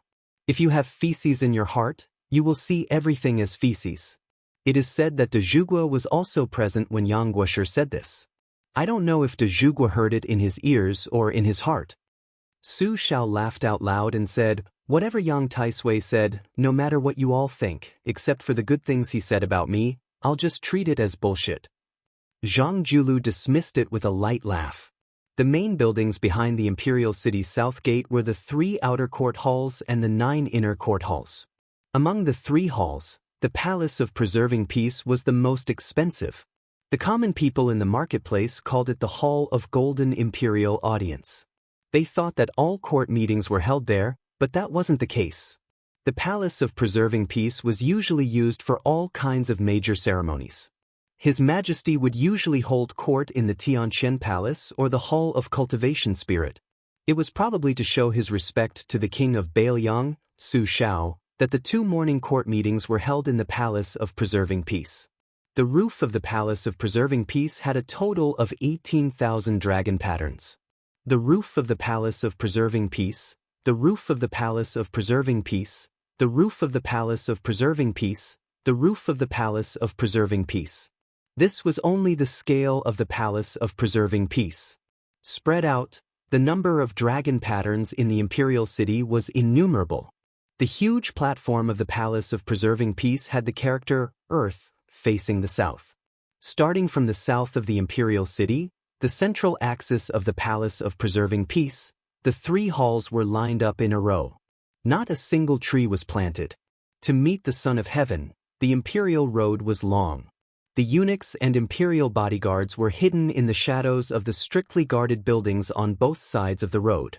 It was as if they were the only ones walking in the world. Therefore, when the blood-soaked Su Shao met the emperor for the first time, he was counting the number of steps to dispel his fear. If Su Shao was like this, it was needless to say that the other courtiers who attended court for the first time were trembling with fear. Accompanying the monarch was like accompanying a tiger. Especially since the 2 successive emperors of the dynasty were both heroes and great strategists. The monarch's scheming had reached the peak of perfection. No one dared to say that they were familiar with figuring out the emperor's will. This made the courtiers feel as if they were walking on thin ice. Today, the blue-eyed Zhang Julu intended to let Su Shao be the first to attend court. Su Shao also did not decline his responsibility and took the lead to walk through the towering palace gate. It seemed that other than Zhang Julu, everyone had forgotten that as long as the Palace of Preserving Peace's Grand Secretary was empty, the civil officials had to respect the Great Pillar State as their leader. Chapter 174.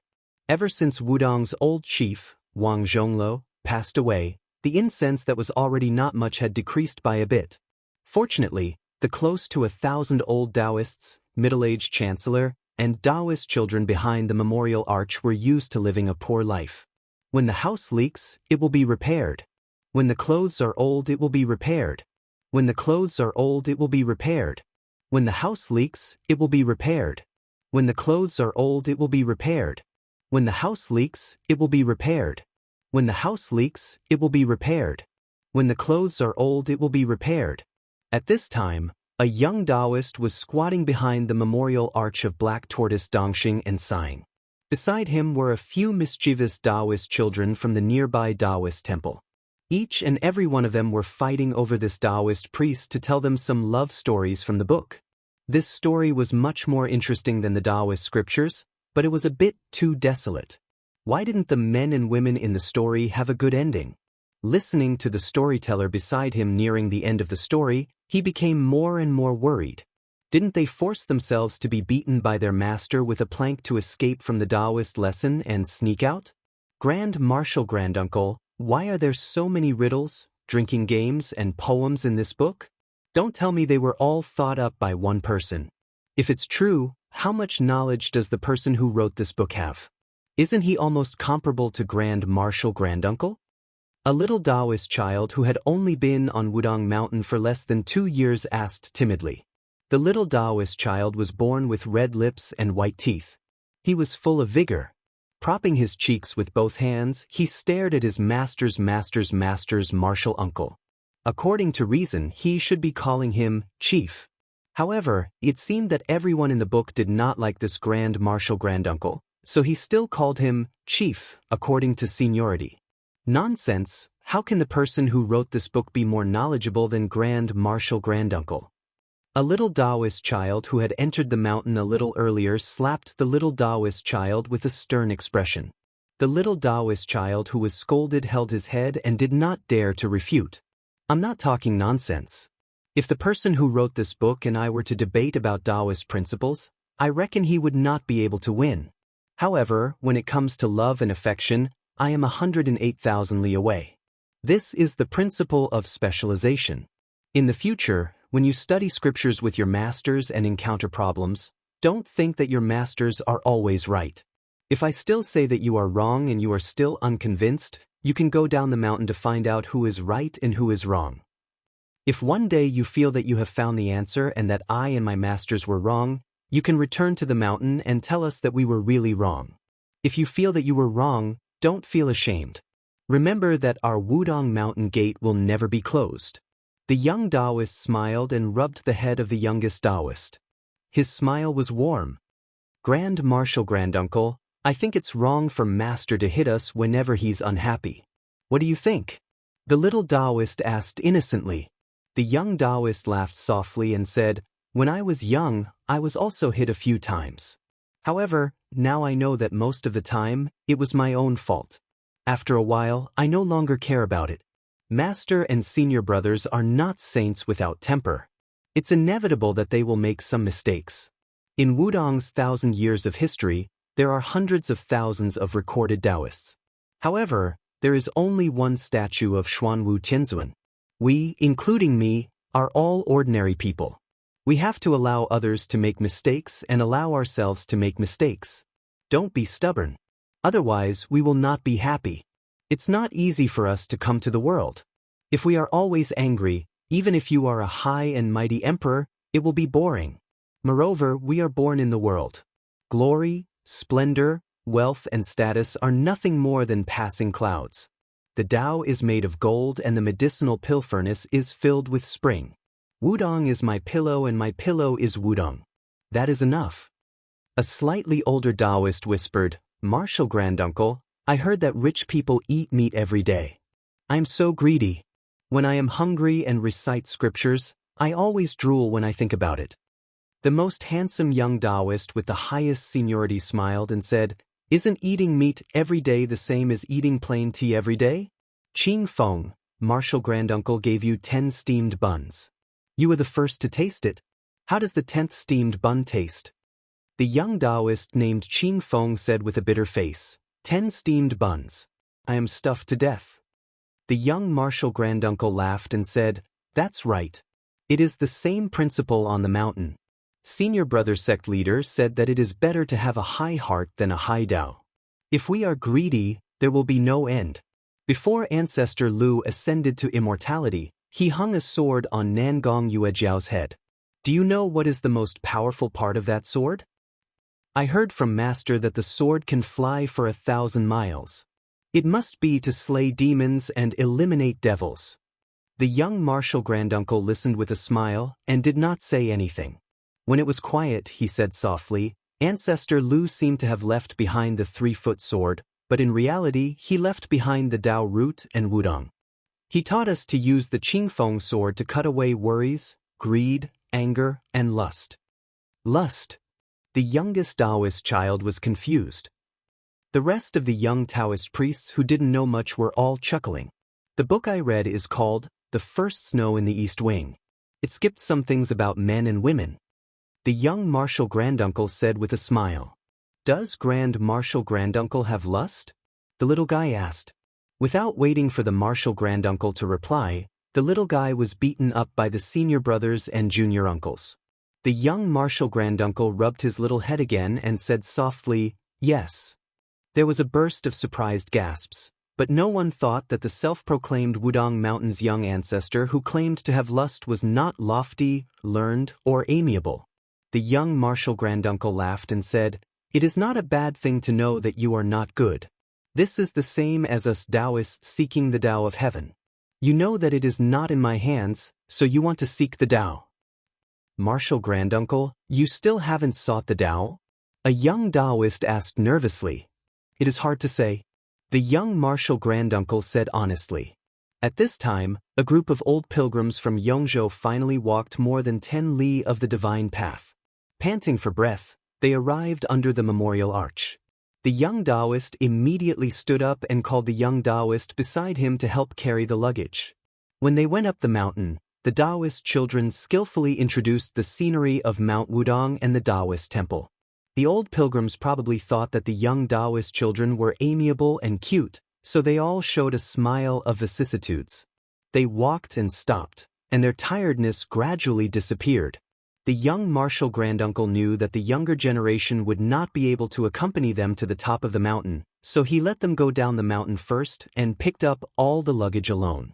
The old people felt apologetic, so the young Daoist, who did not speak much along the way, smiled and said it was nothing. The old pilgrims saw that he went up the mountain like moving clouds and flowing water, with an indescribable magical style. It really did not seem like he was pretending to be relaxed, so they felt a lot more relieved. Without the young Daoist children, the old pilgrims finally asked a slightly sensitive question, which could not be avoided from the old and new Wudong mountain. The last time this group of old pilgrims from Yongzhou came to Wudong was more than 10 years ago. This time, it was almost the last time in their lives that they would climb the mountain to burn incense. Most of them did not have a bad impression of Wudong, but their families' descendants were more willing to go to Mount Longhu. Their bodies could not walk, but their words revealed that if they were 20 years younger, perhaps they would really go to Mount Longhu, which produced 3 state teachers in succession. When the young Taoist priest who was carrying a lot of luggage heard this, he did not say anything. He only smiled and appeared naive. In the eyes of the old pilgrims, this was much more pleasing to the eye than trying to put in good words for Mount Wudong. They slowly climbed up the mountain. When they were close to the peak, they met an old Taoist priest who was sitting and looking at the sea of clouds. The old Taoist priest finally recognized the young Taoist priest who was carrying heavy luggage up the mountain. He quickly got up and bowed respectfully, saying, "Greetings to the chief." The young Taoist priest smiled and nodded, which could be considered a greeting. The dozen or so old pilgrims could not believe their ears. They all looked at the young Taoist priest who had accompanied them all the way and listened to how Mount Longhu was and how cold Mount Wudong was. They had indeed heard that the chief of Mount Wudong was surprisingly young. The main reason they came to Mount Wudong to burn incense was that they hoped to meet the new chief. They wanted to take a few glances at him from afar. It would be good to get some immortal air. No matter how Mount Wudong had declined in the past 100 years, it was still the ancestral court of Taoism that had once suppressed Mount Longhu. With the immortal Wang Zhonglo before them, the pilgrims still regarded the new chief as an immortal from the bottom of their hearts. But why is this young immortal carrying the luggage of us old men? Chapter 175. Reincarnated. After knowing the Taoist's identity as the Wudong sect leader, the old pilgrims did not dare to let the number 1 immortal on the mountain carry their luggage for them. The young sect leader could not dissuade the old people, so he could only accompany them all the way to the entrance of the Black Tortoise Hall on the Big Lotus Peak. There were few pilgrims. The young Taoist stood under a 1,000-year-old camphor tree and looked at the pilgrims holding incense and worshipping in all directions. Finally, they threw the incense into the huge incense burner. Wudong Mountain finally had some incense and smoke. He suddenly turned his head and saw a Taoist dressed in a Taoist robe outside the mountain. He held a white tail horsetail whisk in his hand, and his hair was tied up in a bun made of boxwood. His expression was solemn as he slowly walked through the door. There was no dust on his body. Just by looking at his immortal aura, even the Wudong sect leader under the camphor tree seemed to be far inferior. The young Taoist slightly bowed to the uninvited guest. The slightly older Taoist ignored him and only looked into the Black Tortoise Hall. He could vaguely see the magnificent statue of Zhenwu, Great Emperor, in the hall. The statue was several feet tall, with long hair and bare feet. He wore golden armor and stepped on a black tortoise. The Taoist looked at the red bronze statue and then looked at the incense burner outside the hall. He shook his head and muttered, "Suppressing the demons and ruling the north, only Black Tortoise can stop him?" After becoming the sect leader of Wudong, the Taoist quietly stood far away. He heard the Taoist's question but did not directly answer. He only asked with uncertainty, "Probably?" The foreign Taoist frowned, Even you are not sure? The young sect leader smiled and asked. Mount Longhu said that you are the reincarnation of 3 generations of grandmasters. They also said that back then, Grandmaster Lu split the Azure Gall sword embryo into 3 and you obtained one of them. Tell me, is this true or false? Unexpectedly, the Taoist shook his head without hesitation. It's false. The new sect leader of Wudong was probably shocked and was speechless. On the contrary, the Dragon Tiger Taoist priest who was in another sect's territory appeared to be overbearing. Finally, he was willing to take a look. He looked at the number 1 person of Wudong whose aura and demeanor were not as good as any of the Taoist priests in the Taoist master mansion. He asked, "You're called Hong Shixiang?" The fellow called Hong Shixiang nodded his head, squatting down on the stone steps, exchanging glances with each other. Although the Daoist of Mount Longhu in front of him had an overbearing aura, it takes 2 to clap, isn't it? The person squatting there was neither red nor white in the face, as if he had seen a guest from afar, the kind that was half unfamiliar with him. Therefore, he was neither pretentious nor warm, nor did he have a cold expression. Thus, the confrontation between the two was not as tense as before, but instead, it was as if a chicken was talking to a duck. The visitor of Mount Longhu knew that he was called Hong Shixiang. Since Hong Shixiang knew about the Qingdan sword embryo, he naturally knew that this person with a great background had the surname Qi and the name Xianxia. Other than this name being unforgettable, it was more because this person with the surname Qi was not only famous in Mount Longhu and the Taoist Master Mansion, but also in the entire world of Taoism. Qi Xianxia was a genius that was second to none. In the future, he was destined to be the pillar of the orthodoxy. The reason that Wudong knew was very simple. Little Wang Shixiang's swordsmanship was already outstanding enough. But Big Shixiang said that in the sect's sword competition, Wang Xiaoping was only 3rd. The 2nd place was an old senior from a blessed paradise. Both of them were suppressed by the young dragon tiger Qi Xianxia. Of course, rumors were just rumors. The truth had to be seen with one's own eyes. In Hong Shixiang's eyes, not only was the horsetail whisk in Qi Xianxia's hand a sword, even the ancient tree under the 1,000-year-old camphor was also a sword. Moreover, they were all unsheathed swords. There was a popular saying in the Jianghu, "I don't hold a sword, but I have thousands of swords." It was probably a vivid portrayal of Qi Xianxia. Hong Shixiang, who was squatting on the stone steps, sighed heavily. Look, the foot of the mountain was full of powerful people and terrifying things. How dangerous! As for why Qi Xianxia came up the mountain, Hong Shixiang was not really an idiot who did not understand the ways of the world. There were not many Taoist temples in Wudong, but there were also quite a number of them. It was inevitable that there would be some small conflicts between Taoist temples. If someone was not convinced, they would visit the temple every now and then to argue. In private, if the young Taoist lost in words, they would use their fists to reason. When he was young, he would ride a bull and wander around the mountains. He would always meet some juniors who had arranged to settle this privately in a secluded place on the mountain. In the past, he was very happy to watch from the sidelines. Now that he was the chief, he could not clap his hands and cheer. He could only wait until the fight was over and then mediate. On Longhu's side, other than Qi Xianxia, no one else was suitable to come to Wu. The 4 great Taoist masters were old. Even if they won in a war of words, it would not be glorious. Among the young Taoist masters, Mr. White Lotus was invincible in debate. However, if Hong Shixiang did not care about what Mr. White Lotus said and agreed to it, Mr. White Lotus would probably be helpless. Qi Xianxia was different. Was he really going to fight? Qi Xianxia said that his Qingdan sword embryo was fake. However, no matter how Hong Shixiang looked at it, this guy's edge was hard to resist. Qi Xianxia looked at Hong Shixiang's awkward expression. It did not seem to be fake. Although his state of mind was still calm, he had expected countless situations. He did not expect that the new chief of Wudong would be such an unambitious and irresponsible person. If he did not see Hong Shixiang carrying the luggage for the pilgrims when he went up the mountain, Qi Xianxia would have smashed the statue of Zhenwu the Great Emperor. This was something that could be done with a few strokes of the horsetail whisk. As for whether Wudong and Longhu would become enemies because of this, Qi Xianxia did not care at all. In the Taoist master's residence, for hundreds of years, they had a complicated attitude towards Lu Dongxian. No matter how good Lu Dongxian was in poetry and sword, he was still an old immortal on Wudong Mountain. There were countless immortals in Longhu Mountain, and there were also a few great Taoist masters.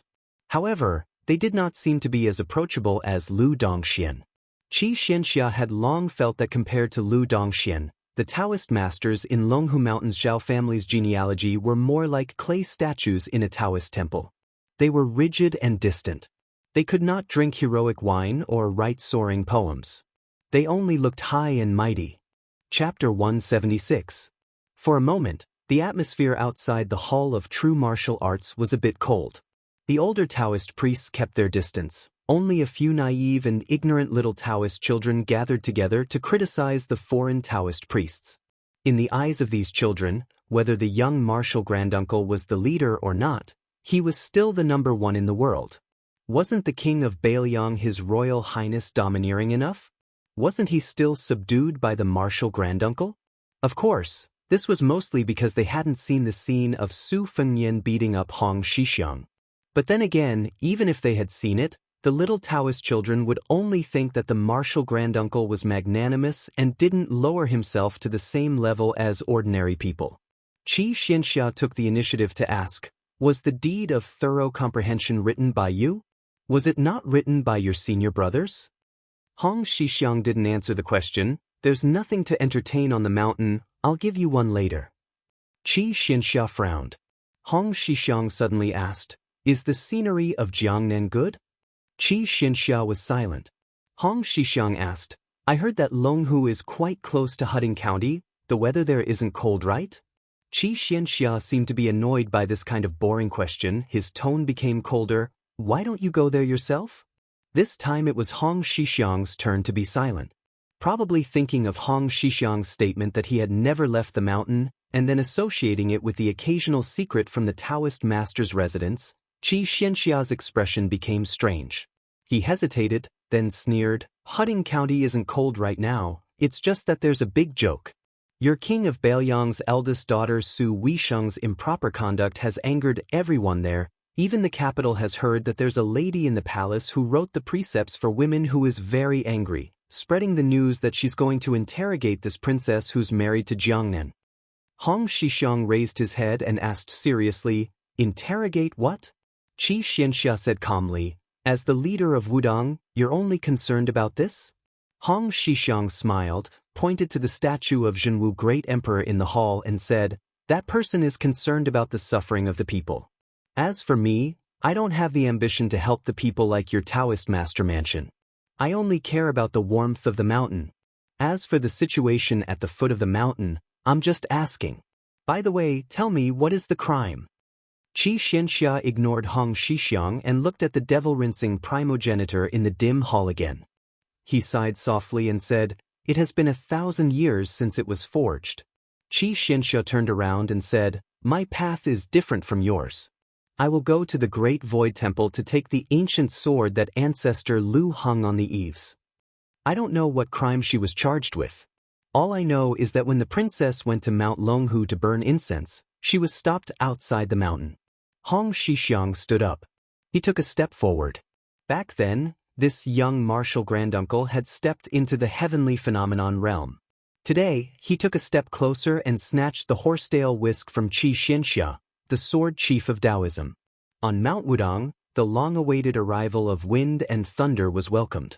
Su Shao of the Great Pillar State led the civil and military officials on the central axis. At the end of the imperial road that ran through the square, he looked up and saw the towering hall on the 3-story platform. The Palace of Preservation of Peace was the center of the dynasty, the center of the worship of thousands of dragons. To the entire world, the Palace of Preservation of Peace was just a square inch away. There were no more than 100 people standing here. However, the rise and fall of the empire depended on the people here and the government orders here. Even the slightest breath here would determine the health of the huge empire. The majestic platform on the 3rd floor had a railing carved from white jade, thick red wooden pillars, green eaves, and a golden glazed roof. It was extremely majestic and beautiful. A few years ago, the rear court of the imperial palace was burned down in a fire. Many palaces needed to be rebuilt. The stone and wood within a few hundred miles of the outskirts of the capital had long been cut down and excavated. Su Zhao's Baoyang transported countless giant stones and ancient trees here. One of the cloud dragon stone used as the stone steps of the rear eaves weighed 300 tons. One could see the extent of the labor and cost. At that time, complaints were heard everywhere. The remonstrant officials were even more excited, as if they had been injected with chicken blood. They accused Su Zhao of being a treacherous official, saying that the king of Baoyang was flattering and demanding excessive taxes. There were even people who said that if Su Zhao did not die, the country would not be in trouble. However, the remonstrant officials who boasted of being untainted were really untainted. Su Zhao was still the Su Zhao who could get whatever he wanted, a high and powerful official who could not be moved. Walking on the central axis of the empire and reaching the end, one did not need to lower one's head. As long as one approached, one would see a huge wall of 9 dragons embedded in the ground. The 9 golden dragons were vivid and lifelike, as if they were about to soar into the sky in the next moment. On the left and right sides of the wall of 9 dragons were stone steps leading to the main hall. The civil officials walked on the left and the generals on the right. In the hundreds of years of the Liang dynasty, there had never been a fool who had walked on the wrong path. The older generation of officials all knew that every time Lame Su stepped onto the stone steps on the right side of the wall of 9 dragons, he would pause for a moment and mumble to himself, but no one had ever heard him clearly. Su Zhao was born a martial artist, so every time he went to court, he would walk on the right side, no different from the first time he entered the capital. The imperial court had given him the title of Pillar of the Nation, and now it seemed that there was a bit of a drama going on. It was no wonder that the imperial court had been a chaotic mess back then, with people crying, kneeling, and furious. At this moment, the vast majority of the civil and military officials behind Su Zhao had never discussed politics with this prince of a different surname, so many of them were paying attention to Su Zhao's movements after he walked up the steps. As expected, Su Zhao glanced back at the southern imperial gate. But no one knew what the butcher Lame Su was thinking. Su Zhao thought that once he walked through that gate he would truly have no choice. Normal people who approached the imperial gate would be questioned. Those who could walk into court would have a lot of glory and wealth, but as for how much they had to pay, that was a difficult question for each family. Even the one sitting high on the dragon chair in the main hall found it difficult to ask. Since the founding of the Liang dynasty, it had never stopped. In the early stages of the restoration of the imperial gate, the assassination of Emperor Wang Lin by eunuchs in the Jiayin Palace, and then the attack on the Eastern Palace in the 6th year of Jiang. Then there was the case of the scarecrow of Crown Prince Shun He and the case of Emperor Rentai's sudden death from overdosing. Then there was the case of the moving of the imperial palace and the fight over the 3 official temples 50 years ago, and then the recent case of the white dress. Su Zhao muttered to himself and then walked toward Baohe Palace. His eyes were cold. At the Maui embassy, he had already learned that not only had Fengyan provoked the Qingzhou Navy on the Spring God Lake and been questioned by some people, even his eldest daughter, Su Weisheng, who had married off far away in Jiangnan, could not live a peaceful life. The group of bastards behind him really thought that his sword was just for decoration. On this day, Baohe Palace was in a great uproar. The world had only heard that after the court was dismissed, Su Zhao of the Great Pillar of Country had not even left the palace gates when he used the scabbard to cripple a third-rank official. Chapter 177. That night, they had bumped into the white-clothed Guanyin and the ghosts. Even though they couldn't find an inn after entering the city, it didn't matter to them. They wandered around for 2 hours. During this time, several groups of patrolling guards took the initiative to stay far away from them. In the end, Shu Xiu finally found a place to rest by the lake. As they walked, it didn't match with her impression of the ghost city of Fengdu. Inside Xiangfan, it was quite beautiful and prosperous. It was far from being comparable to the cities of Baoyang. King of Jing and Zhao Heng had spent 20 years of effort in managing the place. The inn was next to one of the most famous lakes in the world, Skinny Goat Lake. This lake had 10 sceneries. The inn was truly close to the water. It was reasonable for His Royal Highness to take out a large amount of silver as a stepping stone. Su Fengnian didn't immediately rest after he checked in. Instead, he sat on the second floor by the window and asked Blue Bird to boil a pot of wine. The green and white wine that Lu Qiu had brewed fell to the window. Blue Bird opened the secret letter and handed it over. After Su Fengnian finished reading it, he pinched it between 2 fingers and placed it on the candle flame to burn it to ashes. He gently blew away the ashes and couldn't help laughing. So lively! Blue Bird didn't interrupt. She just quietly looked at the young man sitting beside her. She looked at him for more than a decade. She also looked from a girl to a young girl to a woman. As a servant girl in the prince's residence, she didn't seem to work hard without complaint. Furthermore, the female servants in the manor were quite willing to work like cows and horses for His Royal Highness. As for Blue Bird, she didn't like to speak. Even when she smiled, she was reserved. As a result, she always gave people the feeling that she was like a piece of snow but as hard as iron. She wasn't as likable as the head servant girl of Wutong Garden, Sweet Potato. Su Fengnian had interacted with Blue Bird and had long become accustomed to this kind of self-talk. He very naturally continued to talk and laugh. The letter said that Su Xiao finally made a move. Outside of Baohe Palace, he beat a deputy agriculture minister half to death. That guy really doesn't have good eyesight. In the palace, not only did he talk about me playing around with the Qingzhou Navy, he also brought up a pot that didn't boil and said that my eldest sister's conduct was improper. If it were me in the palace, I reckon I wouldn't have the patience to walk out of the throne room. We need to quickly go to Gangnam-do and see my eldest sister first. Then we can immediately go see my second sister and Huang Mana. Eldest sister always says that Jiangnan's water and soil are good and that it has raised a street full of delicious girls, like baskets of green vegetables and radishes. I don't know if this is true or not. Blue Bird's smile was somewhat helpless. In fact, the stool was right in front of her, but she was still standing. She was very content. Su Fengnian drank a mouthful of wine and said with a smile, "The letter also said that the Jianghu is very lively right now. The civil, martial, rouge, and other rankings have all been released. The newly released top 10 masters of the martial arts rankings is still Wang Xianxia. The position that Wudong's old chief vacated was given to a guy who didn't have any reputation before. He's a machete man from Beimeng. I'm very curious as to where these rankings came from. It must be some well-informed fellow who dares to release these rankings. That old man Li beside us has just come out of the Tide Listening Pavilion and he's already on the rankings. However, he's only ranked 8th, 1 place lower than that machete man. It's scary. The old god of swords may be one-armed, but he's made a lot of noise every time he fights. I really can't imagine how shocked the immortals and monsters ranked above him are. Sometimes when I look at the embroidered winter spring thunder, I feel a little discouraged. I admit that I'm already very lazy when it comes to practicing the blade, but why do I always feel that I'm miles away from these guys? They say that once you enter a noble family, you'll be as deep as the ocean. I think it's better to change it to entering the Jianghu.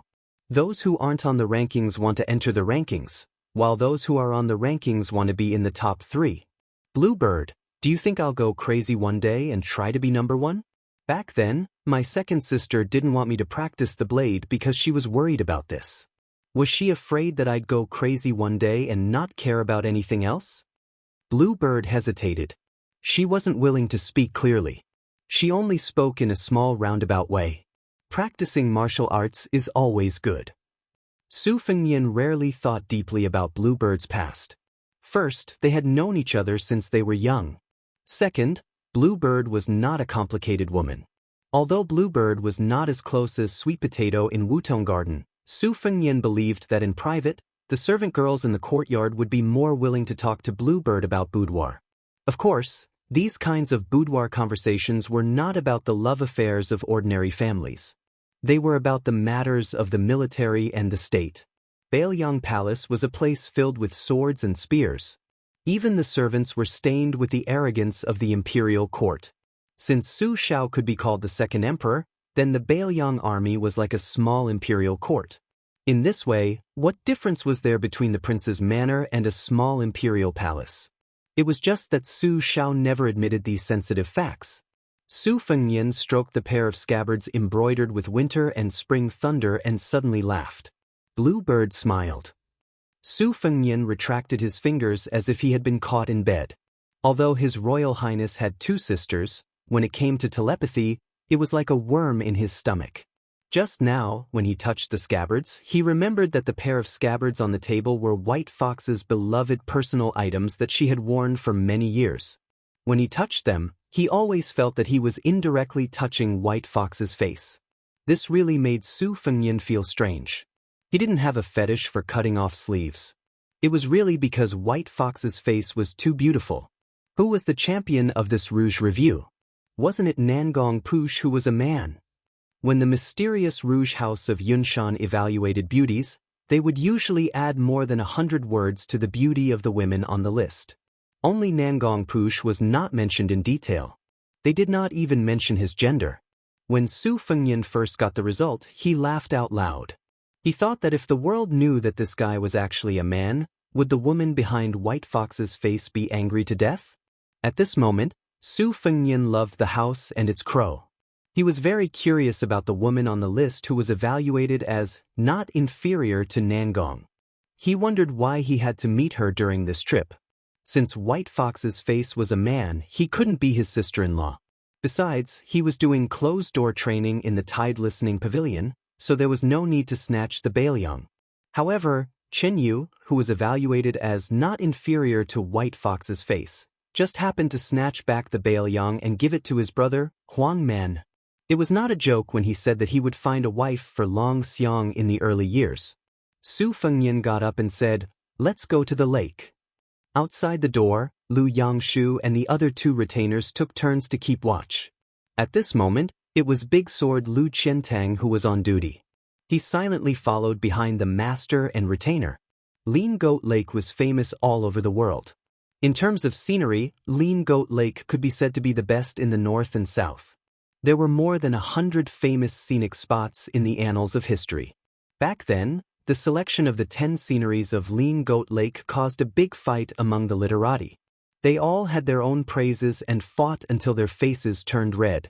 In the end, the Grand Chancellor of Shangyin Academy came forward and gave the final word. Su Fengnian walked on the horse-riding embankment with Bluebird. The name of the embankment came from the idiom, looking at flowers while riding a horse. The 2 sides of the embankment were full of flowers. It was brilliant every spring and summer. Su Fengnian, who had nothing to do, picked up the winter embroidery knife and teased the embankment along the way, plucking countless flowers. Su Fengnian, who was strolling under the moonlight, was bored to death. He casually picked a topic and said softly, "I'm sure the whole city of Xiangfan already knows that I've entered the city." Bluebird frowned and asked, "Was it King of Jing and Zhao Heng who spread the news? Is he trying to kill someone with a borrowed knife?" Chapter 178. Su Fengnian nodded and smiled, "But if I die inside or outside the city, it will be a headache for Zhao Heng and Zhao Sun. If a descendant of a vassal dies in a city under their jurisdiction, it will be harder to clean up their mess than if they were killed by arrows from the Qing province navy. If I don't add fuel to the fire in the city, I won't be able to determine if the Jianghu people will be able to kill me outside the city. No matter what, it is reasonable to say that the king of Jing and won't have any direct contact with me. Bluebird, if I go to Jing and Palace tomorrow, won't it be too much of a slap to Zhao Heng's face? This vassal king, in any case, was once the man closest to the dragon throne. These past few years, the dragon has roamed the shallows and the tiger has fallen to the plains. Do you think he won't get sick from holding it in? Otherwise, how could he have raised a son like Zhao Sun? Su Fengnian rambled on and on without the slightest scruple. Bluebird was his family, and Lu Qiantang was a fallen slave who had become a retainer. As a martial artist of Jianghu, he wouldn't be as concerned about these rebellious words as an official. As expected, Su Fengnian suddenly glanced at Lu Qiantang, who was only vigilant of the surrounding movements. His expression was meticulous. Near a pavilion, there was a thunderous snoring sound. A young man dressed in poor clothes was lying there. The sky was his blanket and the ground was his pillow. He was hugging a wooden sword. The sword was an ordinary sword style, but there was a wine gourd hanging from it. Su Fengnian originally wanted to walk past and not disturb the guy's golden millet dream, but he inadvertently saw half of the guy's face. Su Fengnian was stunned. Bluebird rarely saw His Royal Highness like this. For a moment, it was as if she was facing a great enemy. She was nervous. Lu Qiantang, who didn't let go of the slightest movement, immediately pulled out his sword. He thought that he had encountered an assassin with a great background. He didn't think that His Royal Highness would only quietly say, "You two stay away first." When Bluebird and Lu Qiantang were far away, Su Fengnian walked forward and lightly kicked the guy to the ground. The swordsman, who was startled awake, first had sleepy eyes. Then he began to curse. Then he had the same expression as Su Fengnian when he saw him. His face was full of disbelief. He wiped the drool from his mouth and rubbed his eyes. Pleasantly surprised, he said, "Surnamed Su." How many times had he said it, but this bastard still wasn't willing to call out Su Fengnian's name. He always said that this name was too effeminate. It was so scholarly that it made him sound like he was from an aristocratic family. The next scene stunned Lu Qiantang. After the young man with the funny wooden sword confirmed His Royal Highness's identity, he punched His Royal Highness in the chest. However, His Royal Highness didn't get angry. Instead, he laughed and punched back. It was probably because that guy felt that Su Fengnian's punch was heavier than his own. In his life, he was the most calculative person. Feeling that he had suffered a great loss, he immediately rewarded Su Fengnian with another punch. In this way, Lu Qiantang saw His Royal Highness in the pavilion wrestling with a Jianghu boorish fellow who could smell the scent of poverty. This clearly exceeded the limits of Lu Qiantang's imagination. In the eyes of this second-level master, the Crown Prince of Bailiang wasn't someone who was easy to talk to. Not to mention that he dared to chase and beat up the great pillar state in the prince's mansion. He pinched Chu Lushan's fat face. Even after he left Bailiang, he first trampled on Qinyang Palace. Then he started the Battle of Spring Deity Lake. Everything happened one after another. When had he ever seen His Royal Highness being beaten like this? Why didn't he fight back? The swordsman Lu Qiantang was a second-ranked swordsman with exceptional eyesight. Naturally, he could tell that His Royal Highness was holding back too much every time he attacked. He was striving to be no different from ordinary people. Lu Qiantang had never dared to think that there was anyone in the world who was worthy of this crown prince's careful treatment. Occasionally, when he was free, he would compare His Royal Highness with the other princes in the capital. However, he always felt that Su Fengnian was more domineering and powerful if they were to really fight. The young swordsman in the pavilion was not a poetic young swordsman sleeping on the lake. He was a stark contrast to Su Fengnian. Not to mention the wooden sword, the gourd he picked from the vegetable garden, dried it, and stored it in the sun to store wine. From head to toe, his clothes were really not worth more than 10 copper coins. On Mount Longhu, Qi Xianxia wore hemp shoes. Moreover, the pair of hemp shoes on the little celestial master's feet did not need to be mended. Moreover, Su Fengnian was more certain than anyone else that the man in front of him was really poor. He was so poor that there were no jingling sounds in his pockets. Poor to the point that there were only 4 walls in his house? In any case, he had a home. After this fellow left home to travel, he could only call the 4 corners of the world his home. He did not know what to eat next. For a swordsman to reach this level, he could not be any more miserable. That guy had been starving for a few days, so he was completely listless from all the fighting. He lay back down and looked at Su Fengnian's luxurious clothes. With a face full of disbelief, he asked weakly, "Brat, which family did you steal the clothes of? You even have 2 good swords. They must be worth a lot of money, right? All right, I have to hurry to the top of the city wall to look at the portrait. There's a high chance that you're there. I'll report it to the government tomorrow." Su Fengnian sat on the side and leaned against a pillar. He laughed and said, "Wenhua, oh Wenhua, why don't you have some future prospects? I'm still waiting for you to make a name for yourself so that I can take advantage of you. Why are you still like this? You're just as sloppy as you were 2 years ago. How many meals have you not eaten?" Unsurprisingly, it was the young swordsman who would never be able to make a name for himself. He rolled his eyes and laughed as he scolded, "Stop talking nonsense. Su, if you still have some conscience, then take off this eyesore of a set of clothes and exchange it for some good wine and meat. Only then can we be considered brothers." Su Fengnian laughed and said, "All right, you can eat your fill with wine and meat." Wen Hua was stunned for a moment. He sighed and said, "Young Su, although you've changed your clothes, you haven't changed your conscience." Su Fengnian deliberately flicked his clothes with his finger and said, "I've long said that I'm one of the richest children in Baoyang. Do you believe me now?" Wen Hua said unhappily, "Who told you to pretend? Tomorrow, I'll make you invite me to the Xianghua Alley to throw money. You'll be exposed." Su Fengnian asked, "The Xianghua Alley?" Wen Hua chuckled and said, "White steamed buns." This was Wen Hua's catchphrase. Su Fengnian smoothly took over and said, "White is nothing but a lady's chest. Oh, is it a good brothel?" Wen Hua smacked his lips and said with a yearning expression, "The best place in Xiangfan City.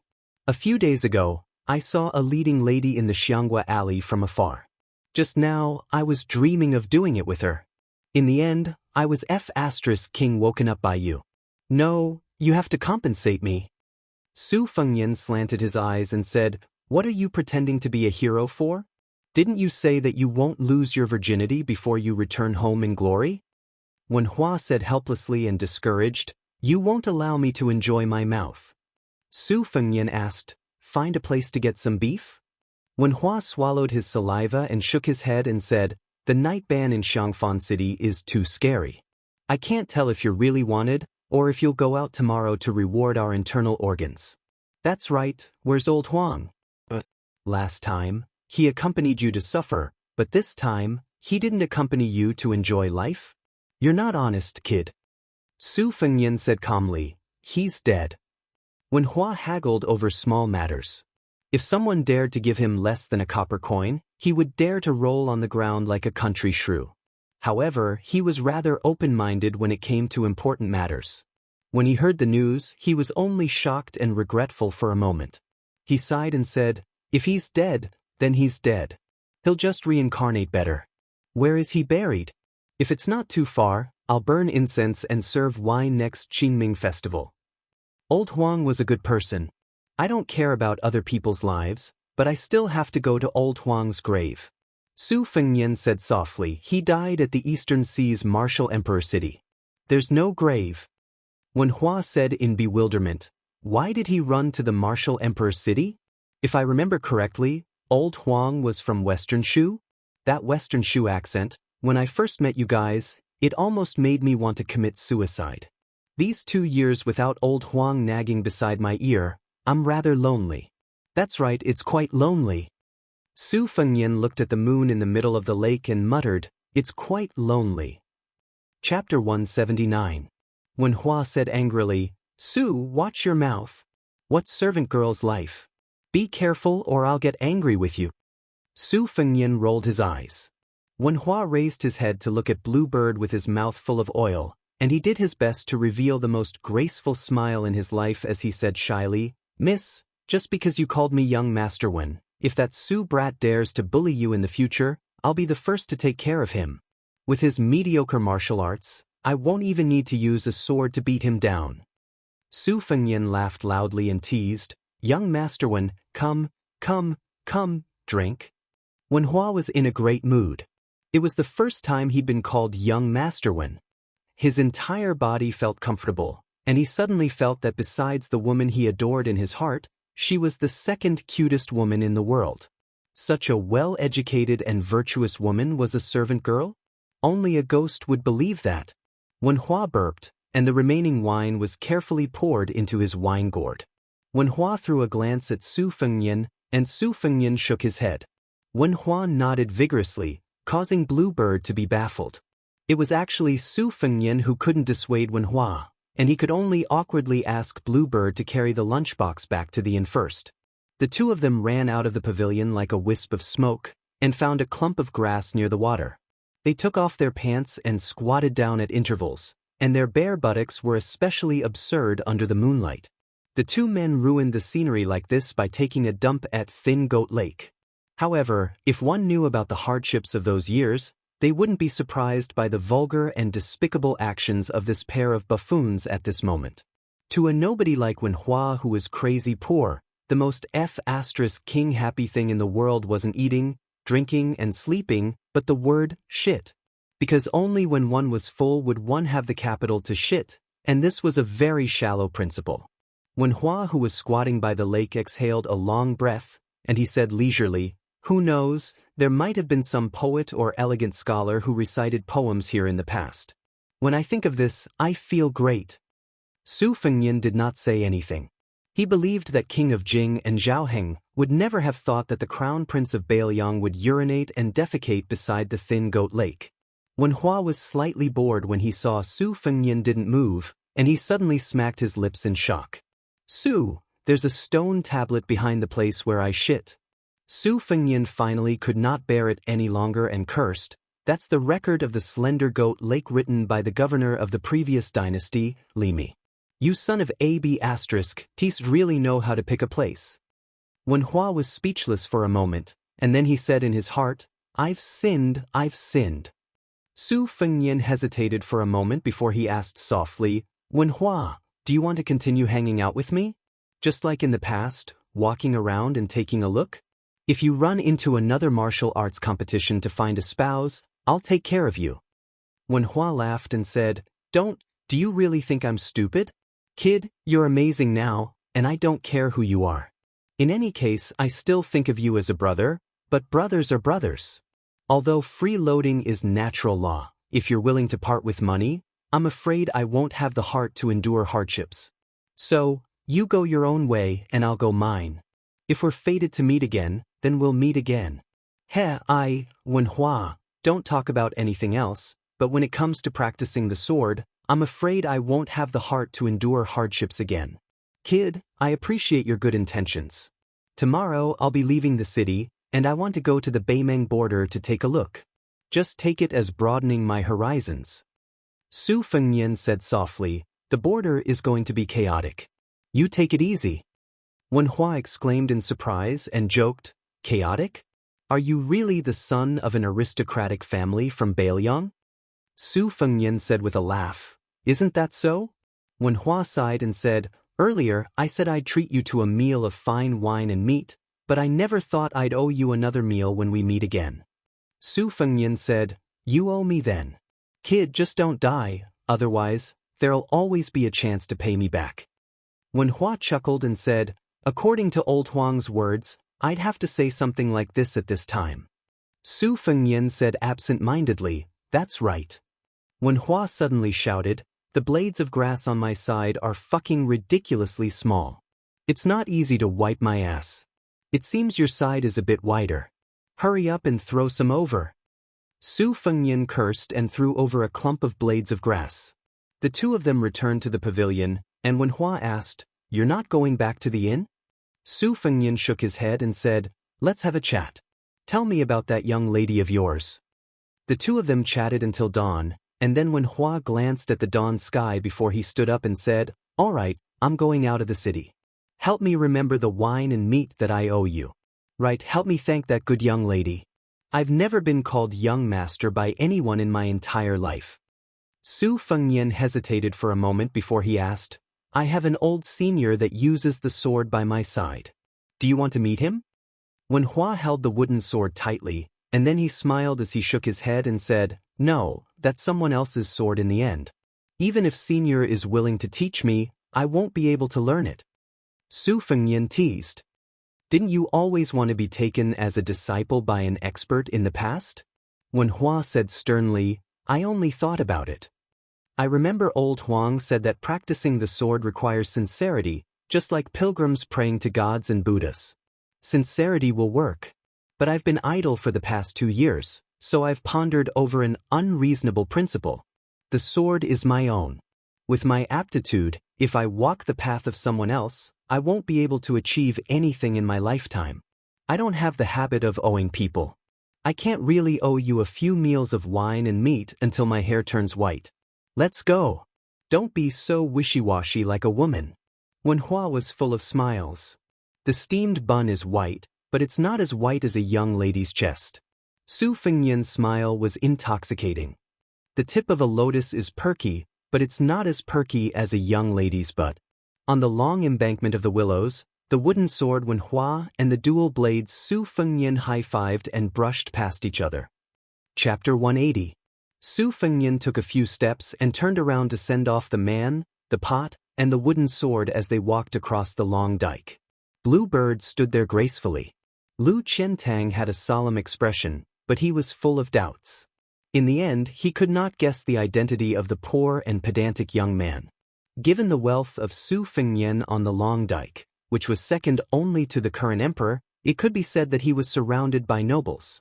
The Dongyue swordsman had seen the liveliness of Bailiang Palace in the first month of the Lunar New Year. Those officials who enjoyed the shade under the big tree of the king of Bailiang could be said to be all feudal officials. When they met His Royal Highness, they had to put on an attentive smile on their faces. Lu Qiantang vaguely felt that the man with the wooden sword came from a humble background, but he did not dare to believe it. Or rather, he did not want to believe it. To this Bailiang servant, he would rather have Su Fengnian be a master who had no shrewdness or shrewdness. That way, it would be easier to serve him. One Su de Zhuguo was enough for him to not dare to breathe. If Su Fengnian was an ambitious fellow with great talent and bold vision, then being in the king's company was like being in the company of a tiger. Today, he had provoked the king of Jing, and tomorrow, would it be the king of Guangling's turn?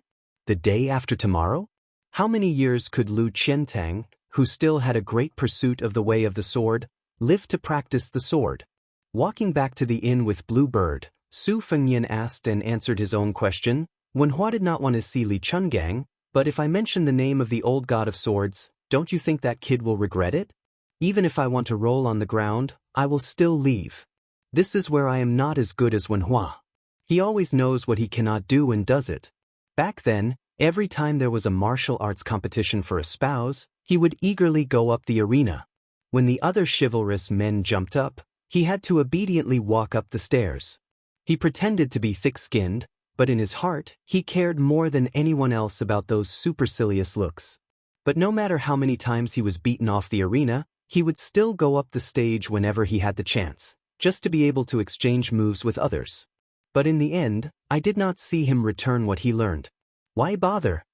While he was talking to himself, Jiang and I and the old god of swords just happened to be out sightseeing at the Thin Goat Lake. Su Fengnian kindly threw a smile at them, but no one paid him any attention. After returning to the inn, Su Fengnian ate his breakfast and hid in his room to pick out the moves from the martial arts manuals in his mind. They were all the essence of the top-secret manuals, such as the Greenwater Pavilion Sword Training Manual and the Whale Killing Sword. Originally, it would be best to have Li Chungang to guide him in this kind of technical work. With Su Fengnian's little experience, he was far from being able to give advice. But even with his knees, he knew that the old god of swords, who dared to criticize the outline of 1,000 swords as worthless, would not even bother to move his mouth. Sigh, if only White Fox's face was by his side. However, on the ship, Li Chungang had taught Su Fengnian a mysterious way of flicking the sword. He explained the sword moves and sword aura in simple terms, which had already benefited Su Fengnian greatly. Originally, he was like an idiot who had a mountain of treasures in front of him. After picking and choosing, he finally knew what to do. Yu Yue carried Wu Mainyang and knocked on the door. After Bluebird opened the door, she said that she wanted to go sightseeing.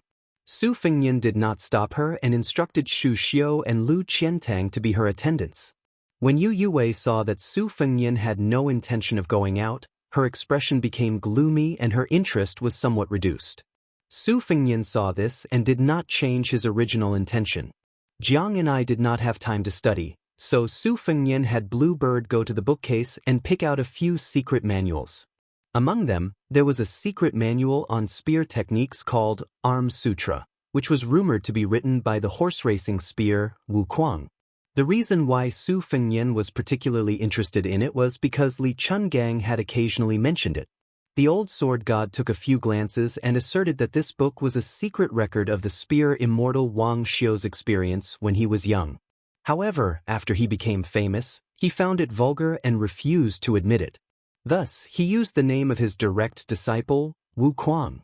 When Su Fengnian flipped through the book, he saw that Bluebird's expression was abnormal. He asked, "Do you know Wu Kuang?" Su Fengnian was just asking casually. Unexpectedly, Bluebird nodded her head. Wang Xiu was one of the 4 grandmasters who were equally famous as Li Chungang. At that time, he was known as the world's #1 spear art. His junior brother was now Su Zhao's personal guard. Other than taking in Wu Kuang as his disciple, his most prized disciple, Chen Zhibao, had surpassed his master. It was rumored that he had died under the spear of a villain. However, for some unknown reason, Wang Xiu's weapon, the instant spear, had never appeared in the world after this grandmaster's death. Perhaps it was because Chen Zhibao's betrayal of his master was too unpopular, or perhaps it was because he wore a white robe and carried a sword all year round. It seemed that no one had ever taken this rumor seriously. When Chen Zhibao finished his apprenticeship, he was only in his early 20s. Even Wang Xiu was not as strong as Wang Xianji. The older he got, the more immortal he looked. However, Chen Zhibao was indeed worthy of being Wang Xiu's disciple. Just like Wang Xiu's cold and murderous spear art, he pressed forward courageously on the battlefield, leaving no way out for himself or his enemy. However, even with Su Fengnian's identity, he had never seen Chen Zhibao's spear art. In his impression, this villain, who seemed to be in love with his second sister, Su Weisheng, only knew how to ride a white horse and wear a white robe. He was very amiable to everyone. Usually, he was gentle and kind like a bodhisattva who saved people from suffering. Su Fengnian was puzzled. "Have you guys fought before?" Bluebird shook her head. Su Fengnian saw that it was hard for her to say, so he didn't ask any more. Even though he was extremely curious, he held back his curiosity. Ever since he was young and saw her being led by his mother, he only knew that she was called Bluebird. After that, he never probed further. He was so used to it that he thoughtlessly forgot that as long as one was a person, they would have a surname and a name. For example, the maidservant's name was Hong Musk. Su Fengnian also knew that she was called Song Xiaofeng. As for whether Bluebird was her real name or just a nickname, Su Fengnian really didn't know. After returning from his travels, he learned that Wutong Garden was not a small pool where one could see the bottom at a glance. The maidservants were not simple vases without any stories. However, when it came to Bluebird, Su Fengnian selfishly hoped that she was just Bluebird, the girl that his mother had brought over to be his childhood sweetheart. Chapter 181. Arm scripture implied that the spear in one's hand was the third arm. The spear techniques recorded in the book were exquisite and profound. Su Fengnian roughly picked out 3 moves and counted with his fingers. 16 moves had already been painstakingly scoured out by Su Fengnian from various secret martial arts manuals. Aunt Zhao, who was keeping a low profile in the Qingyang Palace, said that he wanted to achieve 50 moves that were unrivaled under the heavens. However, not to mention whether the moves that Su Fengnian picked out could be incorporated into the blade, just looking at the number, it was still far from 50 moves. Ever since Su Fengnian personally witnessed the old god of swords using the flick of fingers on the ship, he developed the unique habit of flick of fingers. His finger lightly flicked the cover of arm scripture, and he gathered the 16 moves that could save his life in his mind. When he arrived in front of Xiangfan City, the Great Yellow Court that was as deep as the sea and as inexhaustible as the Great Yellow Court was only at the 2nd floor realm. He could probably break 6 armors with 1 strike. However, the Dharma King of the Red Sect, who looked like a white-clothed guanyin, could see through 3 floors with 1 strike. Su Fengnian had weighed it and found that it was not a problem for him to break 9 armors with 1 strike. Even though it was only an increase of 3 armors, it was still a huge improvement. The most important thing was that when he used the Spring Thunder Blade again, there was no stagnation like before. His right hand used the embroidery of winter, while his left hand used the Spring Thunder Blade with the gravity of spring thunder. His techniques were completely different. This was where Su Fengnian's confidence in his 50 moves came from. In addition to the set of fist techniques of the bull-riding Hong Shixiang and the wonderful deed of thorough comprehension, Su Fengnian was not so frightened by the old god of swords' few strikes that he did not dare to practice the blade. At noon, when they ate downstairs at the inn, they were all talking loudly and spitting saliva everywhere. Ginger listened with great interest. The old god of swords, who was wrapped in a smelly sheepskin fur coat, rolled his eyes and put one leg on the bench. He chewed on meat while picking his earwax. The appearance of the civil and martial evaluations and the rouge evaluations was the most sensational event in the scholarly world and Jianghu. Perhaps it was because there was no first place in the civil and martial evaluations, but the martial evaluations and the rouge evaluations were still the most talked about. This generation of the martial evaluations did not disappoint. There were 18 first-level experts and the most talked about top 10 experts. As expected, the master of the martial emperor city, Wang Xianxia, continued to be the number 2 in the world. Next was the new god of swords, Dong Tai, who was ridiculed by the people of Jianghu for being the number 2 for 100 years. The third was still an old face, Chao Guanzi, who was praised as the most outstanding scholar in the world. Along with this came another big piece of news. Wang Mao, who occupied the 4th place, was ashamed to be ranked behind Chao Guanzi but was ashamed to be ranked ahead of Bei Mang, who was ranked 7th. Hong Jingyan, who was ranked 1st on the martial evaluations, was immediately pushed to the heart of the storm. He and the god of swords, Li Chungang, became the hottest topic of the day. In the martial evaluations, which did not only look at the level of martial arts but also the level of talent, there was an extremely interesting saying. It could be summarized as Guanyin, Guanyin, Jingguan, South Lu Zuzu, and North Zhenwu. Of the 4, Su Fengyan had already met 3 of them. The one who rode the bull, Wu Luding of the sword tomb of the Wu family, and the female Dharmaraja dressed in white. The only remaining one was little Lu Zuki Xianxia from Mount Longhu. However, the latter had already met Su Fengyan on the fishing platform. Other than the martial evaluations, the rouge evaluations also caused a great commotion. Nangong Push and Qin Yu occupied 1 or 2 of the martial evaluations. However, they were different from the other women who had long ago stunned the world. These 2 had never been famous, which made them even more attractive. But what Su Fengyan was most proud of was that not only did his second sister make a name for herself in the literature review, she also took the 1st place in the rouge review and vice review. Other than this, Wang Dongxiang, who took him on the turtle, also made it into the literature review and vice review. Although she didn't make it to the top, for a girl from a relatively ordinary family, it was a rare honor. Su Fengyan now understood why the gloomy father and son in the city had not made any moves. He glanced at the old god of swords opposite him who could attract countless supercilious looks.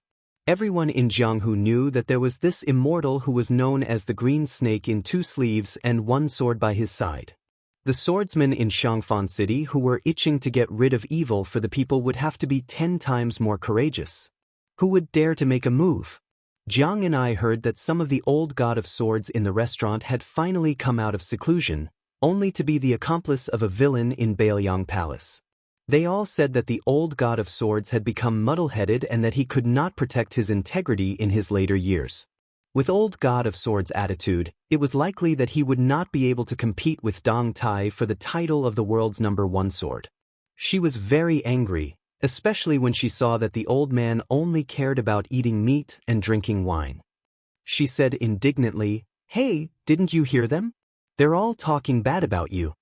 Old man Li said cheerfully, "I heard them. This old man is not deaf." Jiang and I was probably angry that he did not fight back. She put down her chopsticks and stretched out her small hand.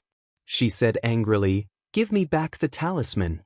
The old god of swords pretended to be surprised and asked, "What?" Jiang and I repeated it again. The old man still pretended to be dumb and asked something. The little mud man stared at him a few times and finally gave up. She completely ignored this old man who could clearly split the river with 1 sword and let others talk bad about him. Su Fengyan was not amused by her childish behavior and laughed out loud. Jiang and I heard it and angrily said, "What are you laughing at? I'm not going to study today." Su Fengyan smiled and said, "If you don't laugh, then don't laugh. Let me talk to you. What kind of status does old god of swords Li have? Do you need to lower yourself to the same level as these short-sighted people? You can't let the old god of swords, the 8th master in the world, fight with these people, right?" Jiang and I snorted coldly and said, "Only the 8th." Su Fengnian used his chopsticks and pretended to hit Jiang and I. In the end, he did not really do it. Old Man Li rubbed his chin and said, "Indeed, only the 8th. Which son of a bitch made the ranking? We need to talk about it.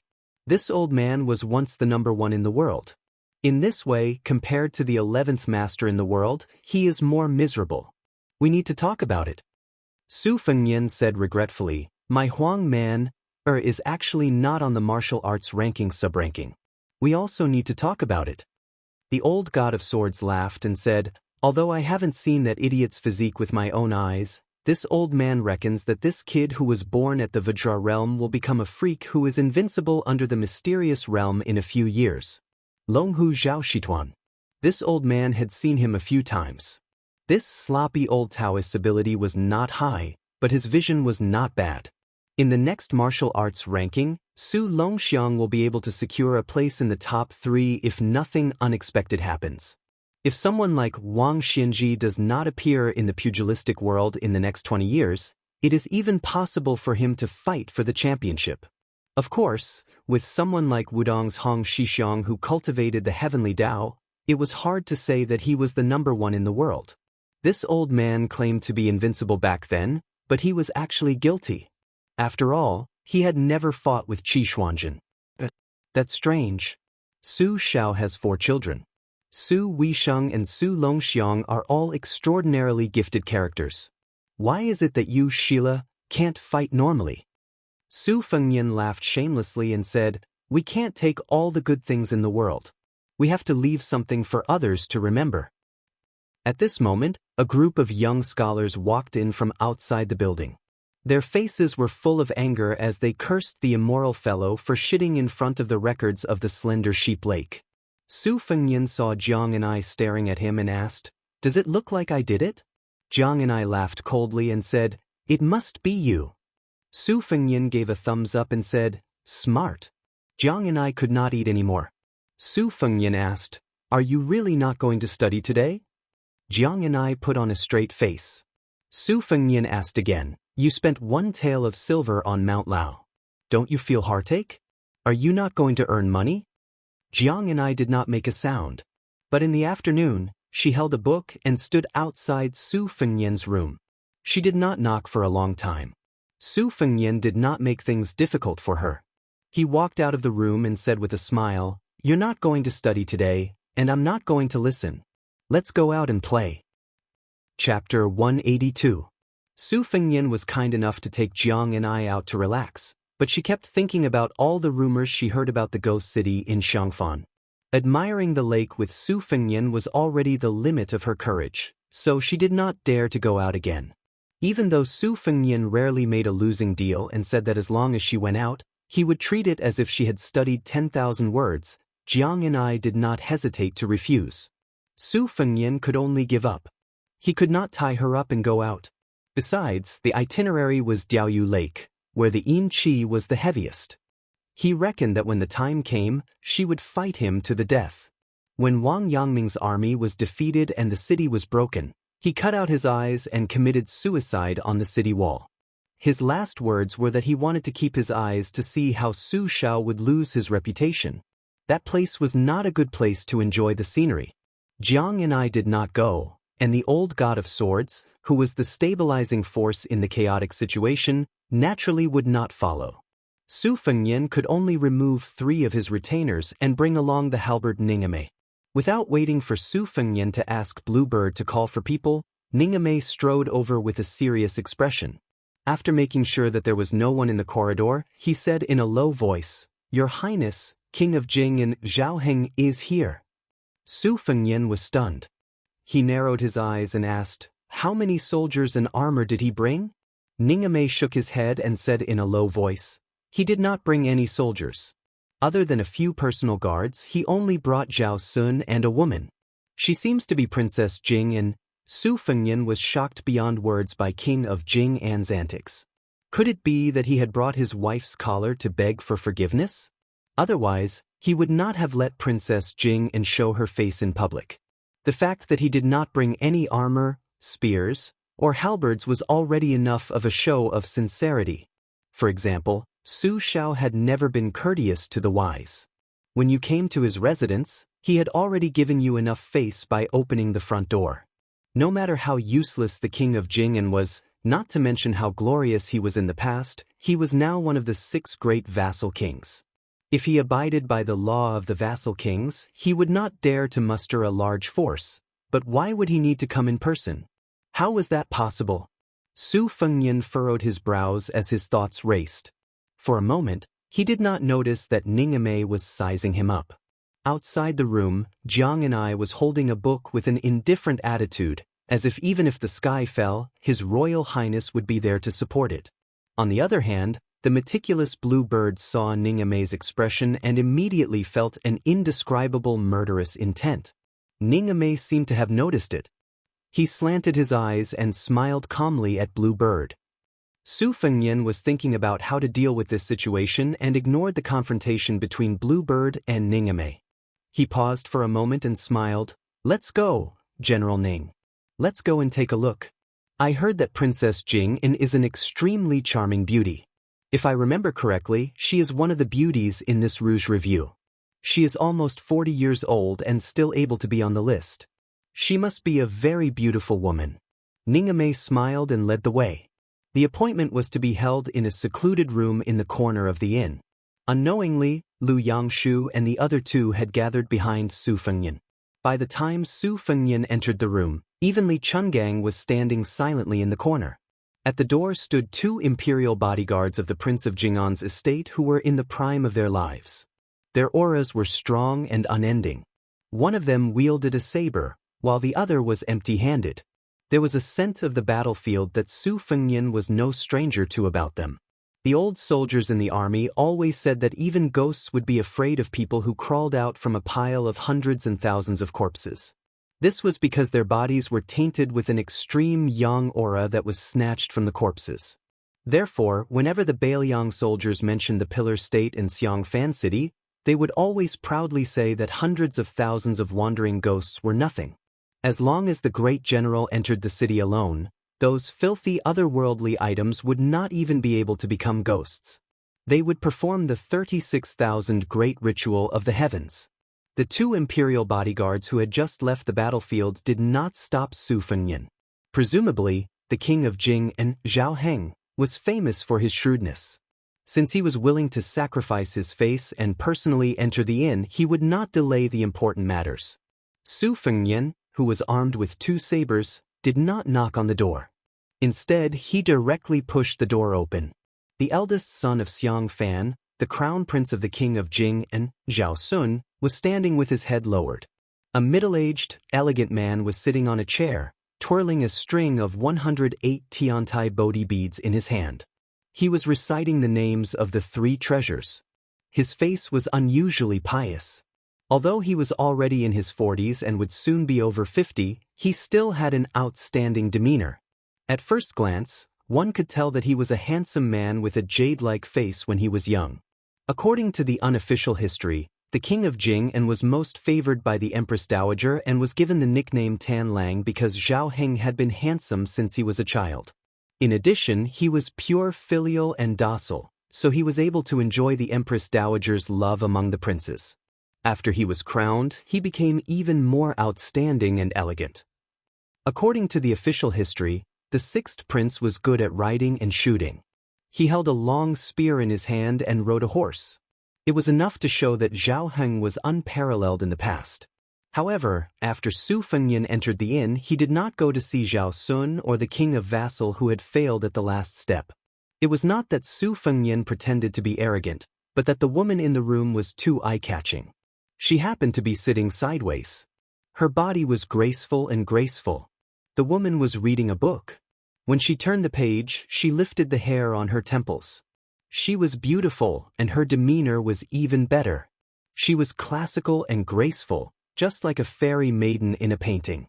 Hearing the door open, she turned her head and smiled gracefully. The beauty's smile could topple a city. Su Fengnian's eyes were in a trance. Crown Prince Zhao Sun lowered his head and caught a glimpse of this scene. The malice in his eyes grew. He quickly lowered his head and gritted his teeth without saying anything. The hair on the king of Jing and Zhao Heng's temples were gray. Perhaps it was because he had used too much scheming in his life that he was old. Fortunately, a man's temperament was not affected by age. However, compared to Princess Jing En's beauty, who was not past her prime, she was still as radiant as ever. It was somewhat a mismatch. They were already 10 years apart, and now this old man looked even more like a young wife. The world only knew that the princess came from a noble family in the spring and autumn period. Her father was Pei Kai, the most knowledgeable scholar in Western Shu.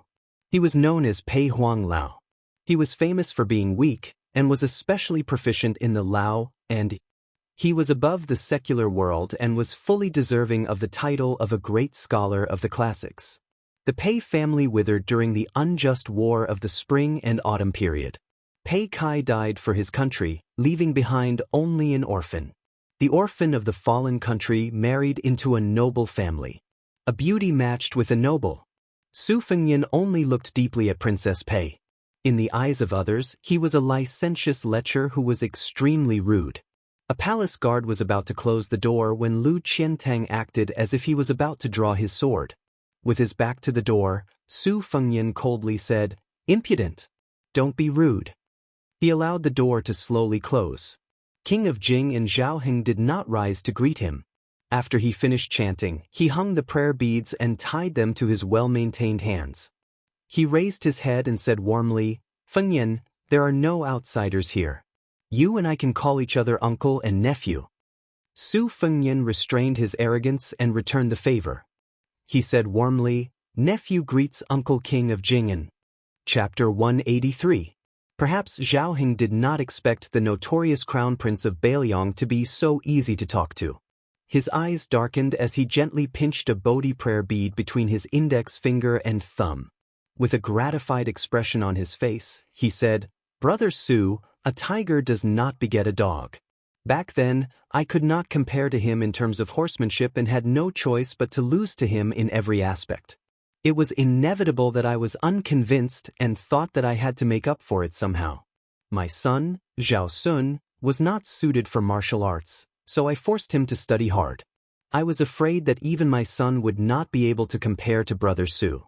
Today, it seems that I still failed to flatter you and lost by a large margin. By the way, Fengyan, Uncle Wang took the liberty of coming here this time to bring this stupid boy from studying to apologize to you. Zhao Sun's reputation is thin. Even if he knows that he is in the wrong, he would not dare to come here. He had no choice but to ask his mother to step forward and escort him here. I have made a fool of myself in front of you." Princess Fei's laughter could topple a nation. Zhao Heng looked at his son, Zhao Sun, with a faint smile on his face. Even when Su Fengyan slapped his face with Xiudong on the yellow dragon ship, the latter did not bat an eyelid.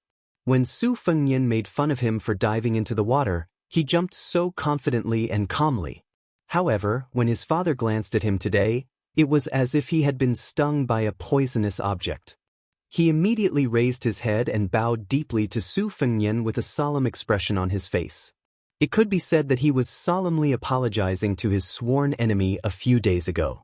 He only lacked a smile to wipe away the enmity between them. Su Fengyan pulled a chair over and sat down. He stared at Princess Jing'an's beautiful face for a while, then turned to the king of Jing'an and said with a smile, "This nephew was reckless. How could I accept Brother Su's bow?" Although he said that, he did not have any intention of getting close to Zhao Sun. He accepted the king of Jing'an's apology with a clear conscience. Zhao Heng smiled at this, sitting upright on a taisher chair pieced together from red sandalwood.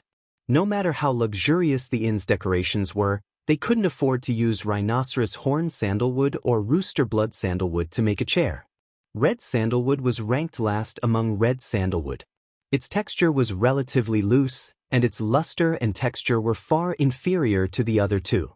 However, red sandalwood usually grew slowly, and it didn't have any great material. Ordinary high-ranking officials and dignitaries would be grinning from ear to ear if they had a sandalwood chair. Scholars and poets would love a small sandalwood fan so much that they believed this low-grade red sandalwood chair was already the inn's housekeeping treasure. King of Jing'an's nickname was Sandalwood. His love for red sandalwood was only second to Little Ginger's imperial uncle from West Chu, who had built a sandalwood palace. Zhao Heng said that he would not sit unless it was sandalwood, nor lie down. It seemed that this was not an exaggeration. Su Fengnian looked at the 108 mani pearls in Zhao Heng's hand and praised, "Uncle Wang is indeed a devout believer of Buddhism." When the Tiantai Bodhi seed was plucked, it was a hard golden yellow. Most eminent monks would only turn from golden yellow to pale yellow after holding the pearls for several decades. In Uncle Wang's hands, it turned from pale yellow to milky white. As the old saying goes, sincerity can move metal and stone. With Uncle Wang's sincerity, what bodhisattva would not bless you? King of Jing laughed and said, "I have long heard that Fengnian and I worship Buddhism. It seems that it is true." Shang, on the other hand, still can't recognize that this is a Tiantai Bodhi seed. Last year on my birthday, Shang took the initiative to give me a string of walnut prayer beads. Although each walnut was carved with 6 luohan, according to the Buddhist Sutra of measuring and counting beads, the material of the prayer beads is different. Therefore, the merit obtained during practice is greatly different. The core is only 2 times, the iron is 5 times, the copper is 10 times, the lotus seed is 10,000 times, but the Tiantai Bodhi seed in my hands is 10 million times.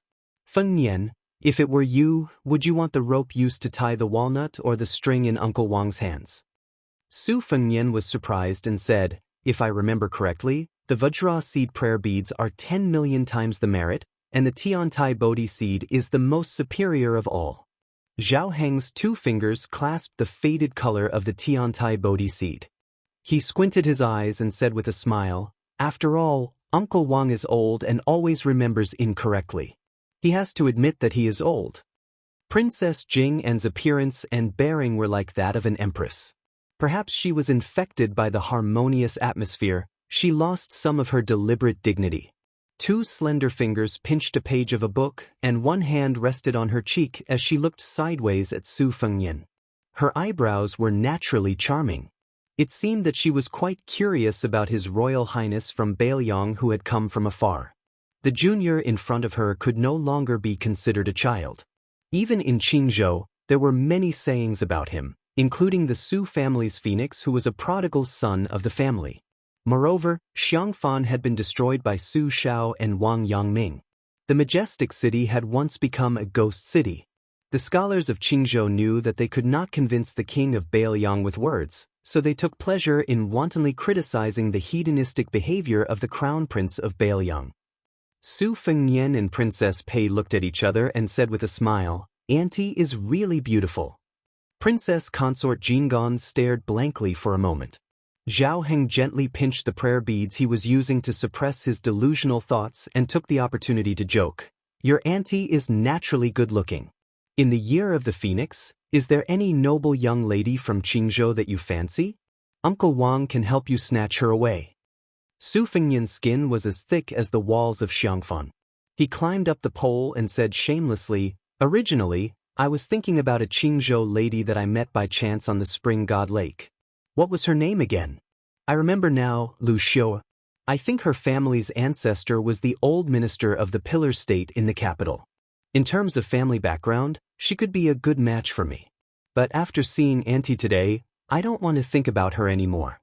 Zhao Heng dismissed it with a smile. Crown Prince Zhao Sun was so angry that his lips were ashen and his entire body was trembling. Fortunately, he was standing to the side with his head down. Next to the king of Jing and Princess Consort, he was very inconspicuous. What followed next was an even more boring chat. Borrowing the momentum of the civil, military, and rouge reviews, there was no lack of topics to talk about.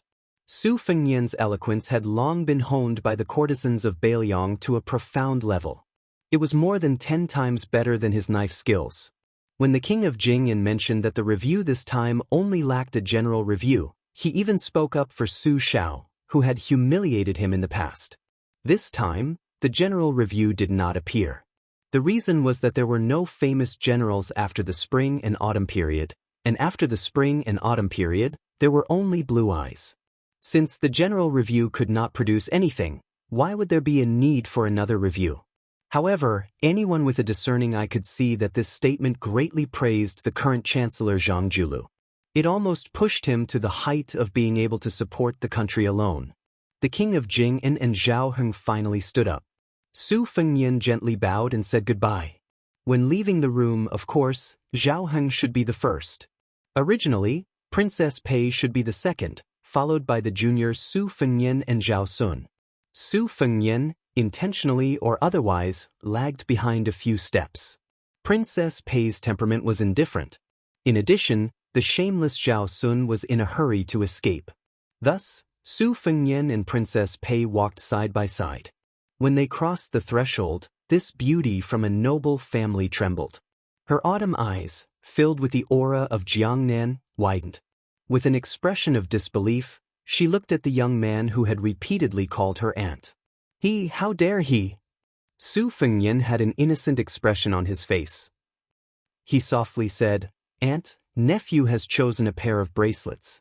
In a moment, I will have someone send it to the prince's mansion. Her ears were completely red. She did not make a sound. Her buttocks, which were covered by the brocade robe, felt waves of numbness. How dare he be so licentious and absurd? Chapter 184. When King of Jing and Zhao Heng heard this, he didn't seem to notice Princess Pei's strange expression. He turned his head and smiled. Fengnian is very considerate. Su Fengnian laughed and said that it was something he should do. He walked them out of the inn and waited until the three of them got on an ordinary carriage. It was obvious that the carriage was quite narrow. The horses were good horses that even wealthy families could afford. Other than the two strong and sturdy attendants and bodyguards, everything was quite plain. This family of three, who was only one step away from owning the imperial palace in the capital, came and went quietly. On the surface, they were full of the Buddhist aura of a believer in Buddhism, the fairy aura of a beauty, and the friendliness of a distant relative. However, who could understand the murderous intent behind each step? Only Bluebird saw that after leaving the room, His Royal Highness didn't show his back to King of Jing and Zhao Heng. His lapel was already soaked through. The Crown Prince of Bailiang looked at the flying dust at the end of the road and finally turned around peacefully. He ordered Bluebird to buy a copy of Qingying Study House's version of The First Snow. Then he walked back to the room alone and closed the door. He sat on the chair that was still warm and let out a long breath.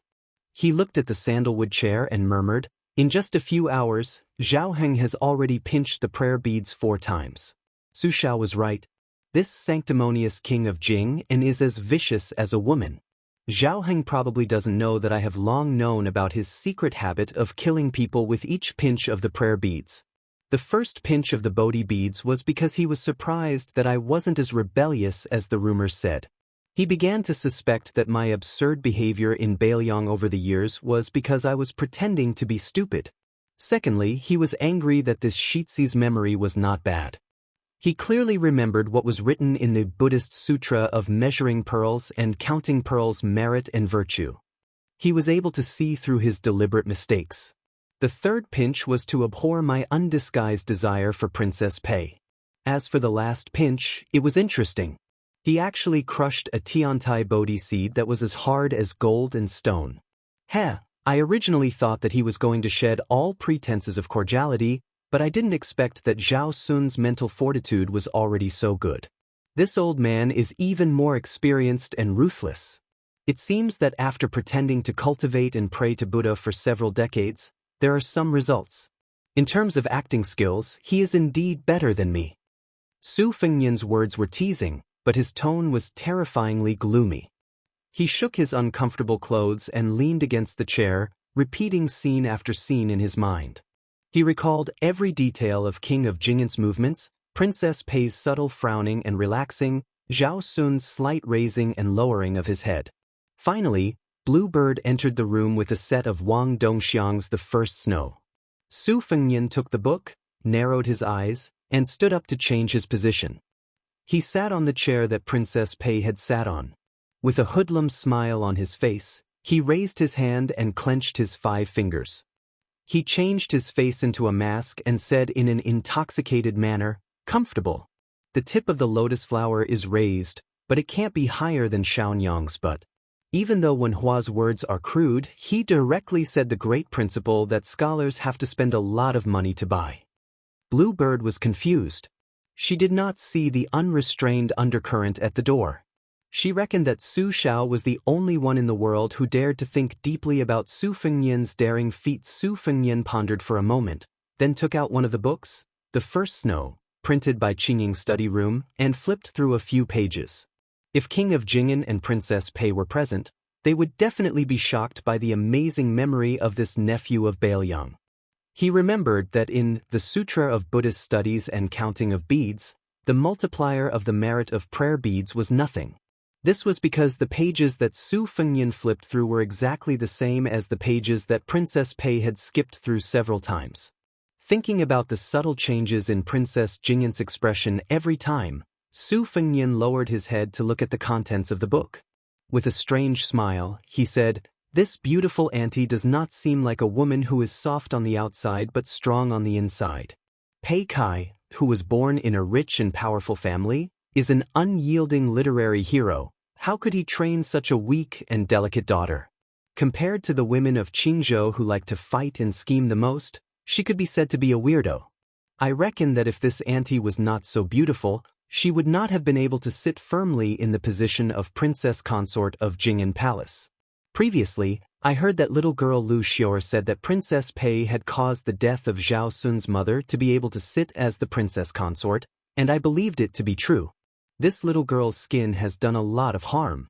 The next time I see her, I won't just touch her small hands and waist." Su Fengnian asked, "Bluebird, where is the sandalwood box that I asked Wang Lin to buy on Mount Lao?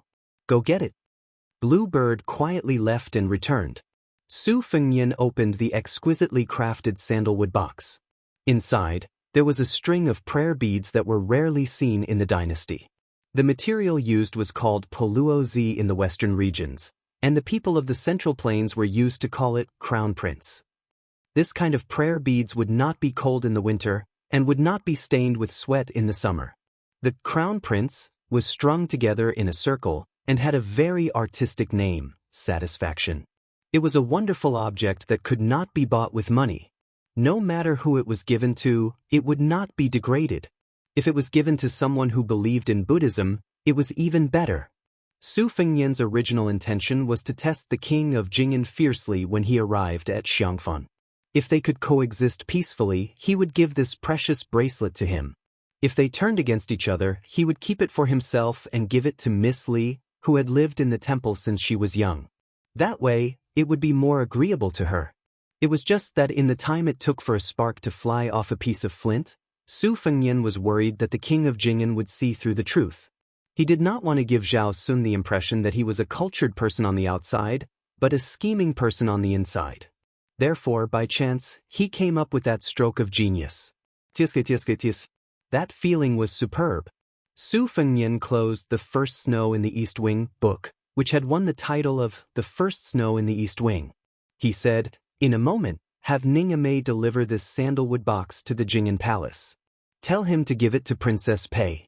I don't believe that the king of Jing'an, this 1,000-year coward, can continue to endure at home. If you make me unhappy, I will set your house on fire." Bluebird softly agreed. Su Fengnian suddenly asked, "Bluebird, if I say that bastard Zhao Sun has some kind of abnormal fantasy about Princess Pei, would you believe me?" Bluebird calmly said, "I believe you." Su Fengnian laughed coldly and said, "This family looks like a group of harmonious people, but turns out it's just a facade. So what if Zhao Sun has pinched the prayer beads 1,000,000 times? Holding the prayer beads in one's hand can increase one's concentration and wisdom. Su Xiao has already made it clear that he is too smart for his own good. Those who achieve great things must not use petty tricks and cleverness. Zhao Sun is a person who cannot let go of anything. If he is willing to let go of something, if he is unwilling to let go, how can he gain anything?" Chapter 185. Su Fengnian laughed and said self-deprecatingly, "It seems like I'm a coward who was scared out of my wits. I don't have the right to criticize someone as ambitious as Zhao Heng, the king of Jing." And Bluebird smiled and shook her head. "Zhao Heng has already lost the first move in his discussion with your highness." Su Fengnian smiled and said, "Don't flatter me. The reason why I was able to win by a fluke was because Su Xiao set up the most domineering first move for me. It wasn't my true ability. I'm still so useless today.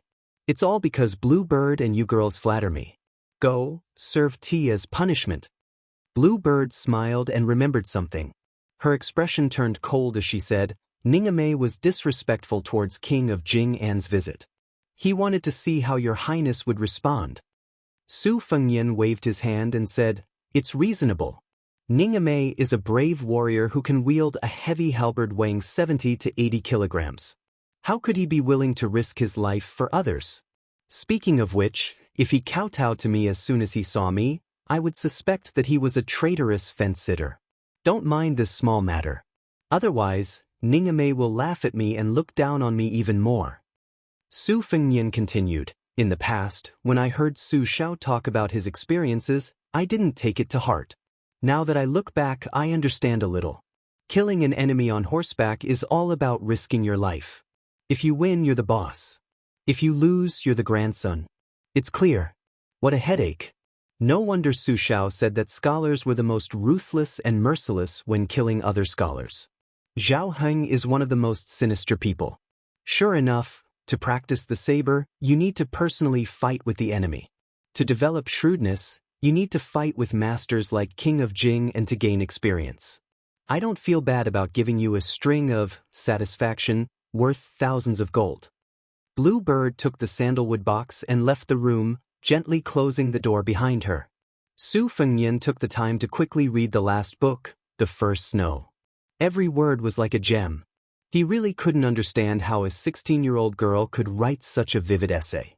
It wasn't an exaggeration to say that her writing was ingenious. Last time when his elder sister went back to Bailiang, he always heard her sigh that she wished the world could have another snow. At that time, he only felt that his elder sister was too sentimental. Now that he flipped to the end, he saw that the ground was covered in snow, and the tragic ending was a clean death. He felt both heartache and peace of mind. It was as if not dying was a failure, and only death was a real life. In the past, Su Fengyan didn't have such a state of mind. If someone died beside him, he would appear to be indifferent, but in fact, he would always be worried for a long time.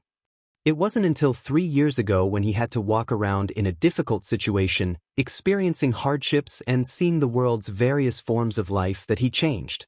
Su Fengyan said softly, Old Huang, are you trying to say that my home is where my heart is at ease? Su Fengyan, who was sitting alone, laughed. Hey, how can you say such a literary principle? In one of the rooms of the inn, Jiang and I was lying on the table, staring at the dozen or so copper coins. She had asked the stingy Su Fengyan for one tael of silver that originally belonged to her. In the end, along the way, she was reluctant to buy anything. With great difficulty, she had steeled her heart and only picked 2 sets of the cheapest clothes and a cheap wooden hairpin. There were still some copper coins left. She was used to living a poor life. The little clay figurines seemed to have long forgotten the noble demeanor of growing up in the imperial family when she was young. No matter how angry she was at His Royal Highness, no matter how angry she was to the point that she could not eat, it would not affect her studies to earn money. These days, after leaving the Bailiang Palace, where everyone looked at her with disdain, she saw the scenery of the outside world. It was beautiful, but Jiang and I was not as interesting as she had originally imagined.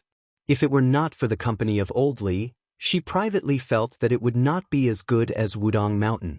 Over there, she could still have a vegetable garden.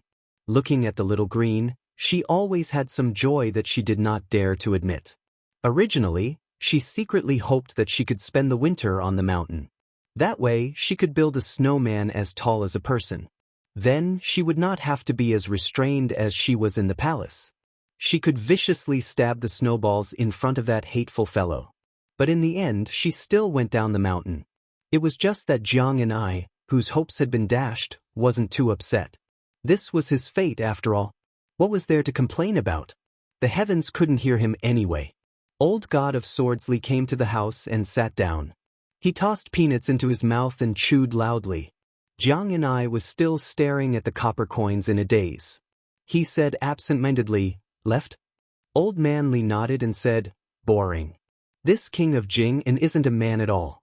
He's so cowardly even in his own territory. To think that he can hug such a plump and pretty lady and roll around in bed every night. He doesn't even have the slightest bit of heroic spirit. Originally, this old man didn't think much of that Su brat no matter how he looked at him. Today, after seeing the imposing manner of Jing'an and his son, he finally thinks that Su brat is cute. Jiang and I raised his head and glared at him.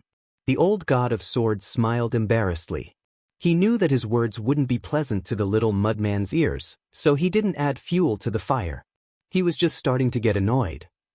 This old man had already put down his airs and wanted to watch Su Fengnian practice his swordsmanship. This little brat, on the other hand, hadn't done anything for so many days from Mount Lao to Xiangfeng. He didn't know how lucky he was. To be able to get a few pointers from this old man, how many people yearned for an opportunity that they couldn't get? Li Chungang was an old fox that couldn't be any older. In fact, he had already guessed some clues. Su Fengnian had a cautious personality. To put it nicely, he had an outstanding temperament. To put it bluntly, he was as timid as a mouse. For the sake of the imperial court, he could resist getting close to women. For the sake of secrecy, he wouldn't easily reveal his swordsmanship in public. Occasionally, Li Chungang really wanted to use his finger to fiercely poke that brat's forehead and ask him if he was happy living like this. He was clearly a master who could cross the river no matter where he went, but what difference was there between him and a scoundrel struggling at death's door? Jiang and I sighed and said, "That Sister Guanyin outside the city is so beautiful. The one today is also very beautiful." The old god of swords laughed and said, "Little Jiang and I isn't any worse than them. In another 2 years, you'll be even more beautiful. It's fine as long as a woman is young. This old man dares to say that they're all jealous of you." Jiang Ni's eyes lit up and asked, "Really?" The old man rolled his eyes and said, "Why would this old man lie to you?"